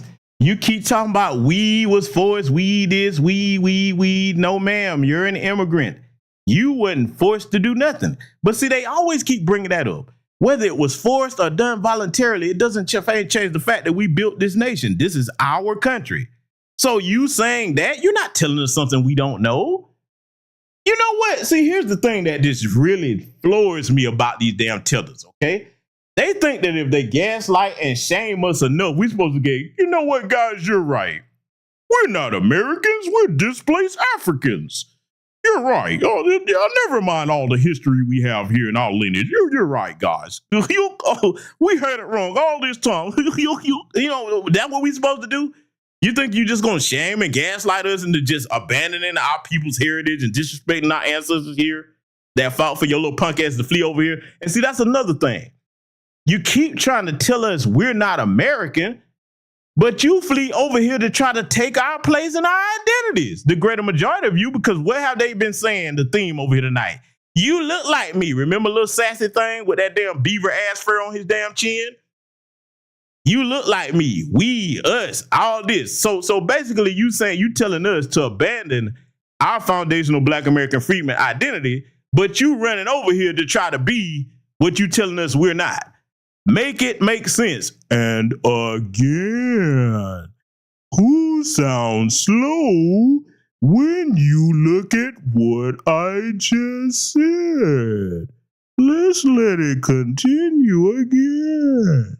We did a damn good job doing it. We did. That's why I love being African American, because we pushed through some shit. But to deny your ancestral heritage, to deny where you really come from, is so annoying to me. Being xenophobic. Oh, here she goes. See, two things. Y'all know me. I'm a stickler for precision. I'm a perfectionist. And one of the things that irks me is when you don't understand history and you use words in the wrong connotation and context.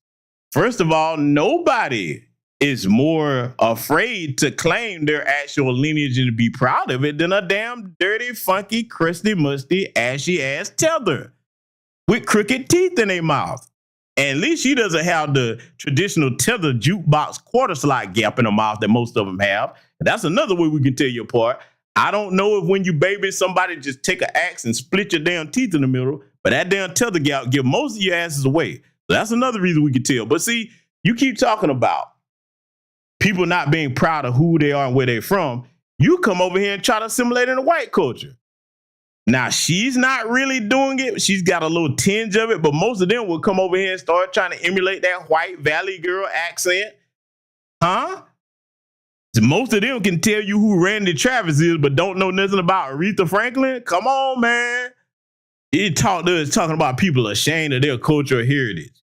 Because, see, if you were proud of it, you wouldn't be afraid to go back home. What you doing over here if everything's so much better over there?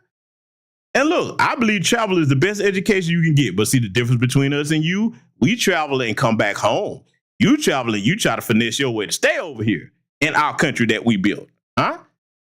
The other problem that I have, family, I'm so tired of these tellers misusing the word xenophobic. Xenophobic, you little ashy circus tooth heifer, means people that are afraid of strangers or strange things. We're not afraid of you because we check your little disrespectful asses. Words actually do still have meanings, okay? And look, for the new people over here, if you see some of your comments being deleted off of my platform, I am a stickler for you misspelling shit, using the wrong context of words, the wrong format. If you a person that don't know the difference between different types of the word there, the place there, people there, they are there, I see you misusing that shit, yeah, I'll delete your shit. You keep doing it, I'll block your ass. We don't brook stupidity over here, okay? You're going to get it right. So you take the time to spell, and look, I'm going to tell you something. For the people that think that's cruel of me, yes, that's a pet peeve of mine. If you too ignorant to type and spell things right, anything over here, then you don't need to be on the internet. You need to get your ass in the Hooked on Phonics class and learn how to use proper English, proper grammar. It's one thing, you know what I'm saying, to be doing it in a joking manner, but some of these people, boy, y'all have seen it. If y'all catch it before I do, because if I see that dumb shit, I'm deleting it. Come over here with that. But see, again, misusing the word xenophobia. Y'all laughing, man. Y'all know how I am, man. We got to let the new people know what it is over here. We got to get it right. We believe in self-improvement over here. Yes, my first sergeant got it right. Yeah, get it correct. And look, while I'm at it, before we get back to little Miss Circus T, one of the things that I hate, I got to get on some of these dudes, using the plural form of the word women when it's supposed to be singular, a women. No, dumbass. W-O-M-E-N is the plural form of women. If you use a, it's supposed to be W-O-M-A-N. A woman. Just one, not a women. If I see that stupid shit, I swear before Almighty Christ, Black baby Jesus, I will delete your shit and probably block you on the spot. Don't bring the dumbassery over here. You should be ashamed of yourself if you don't know no better. And if you don't know no better, what are you doing on the internet? You need to get your dumb ass back in school. I'm sorry. I had to rant, family. We got to let the new people know where they're at, because some people don't know. They might not know where they're at. Let it continue. Towards all these Africans, I see y'all like, well, yeah, deport the Africans, deport them, send them away. They're xenophobic. They don't like Black Americans. A lot of Africans love Black Americans.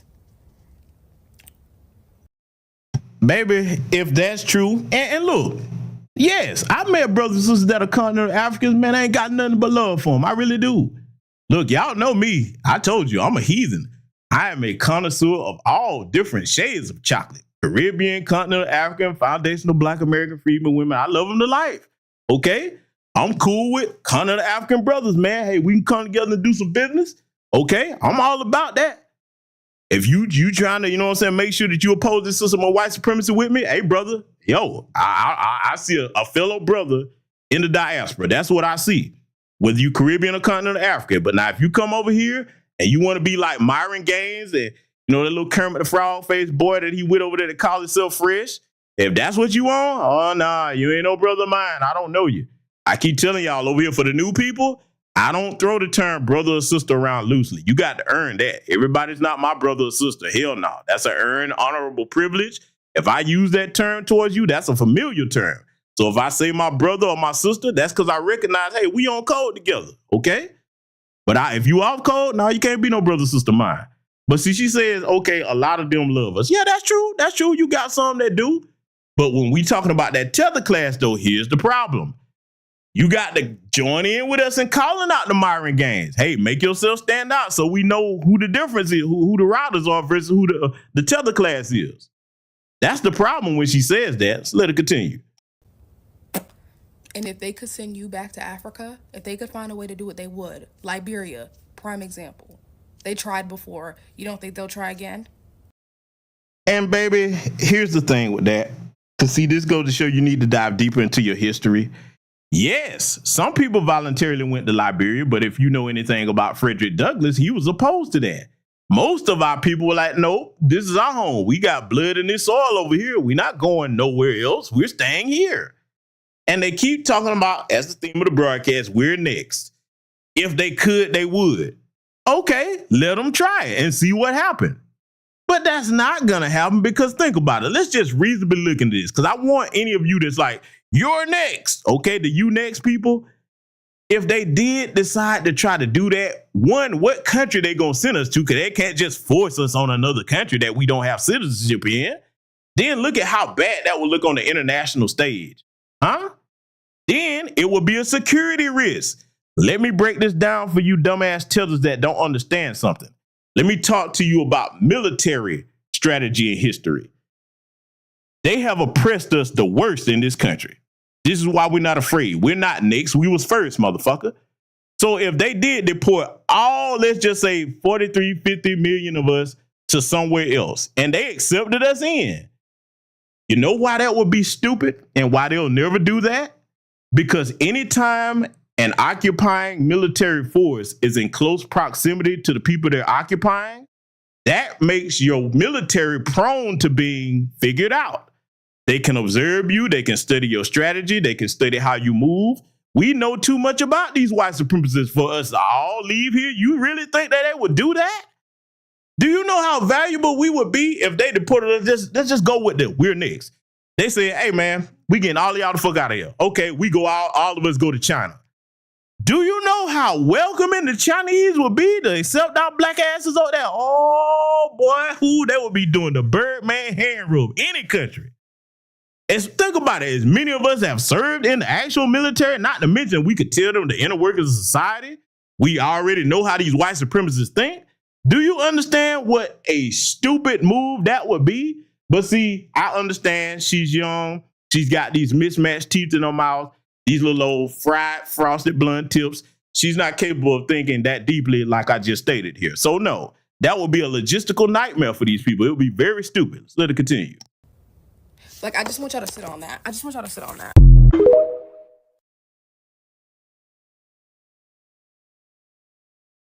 So she wants us to sit on that, family. Well, I'm sorry, baby. We're not sitting on that. We're not sitting on that. But you need to go and try to find a dentist to work that problem you got in your mouth out. We're not sitting on that. We're not living in fear. We're not scared to death. We're not running around here. Oh my God, they're coming to get us next. We're not showing people that despise us compassion. No. You say you work harder. You say you're smarter. You bought the lie that them folks told you that you were better. Well, now it's time to prove it, baby. Hey, we're going to sit back, do our line dances, eat our popcorn. Hey, we're going to chill, man. We're going to watch you work, baby. You a championship team. That's what you told us.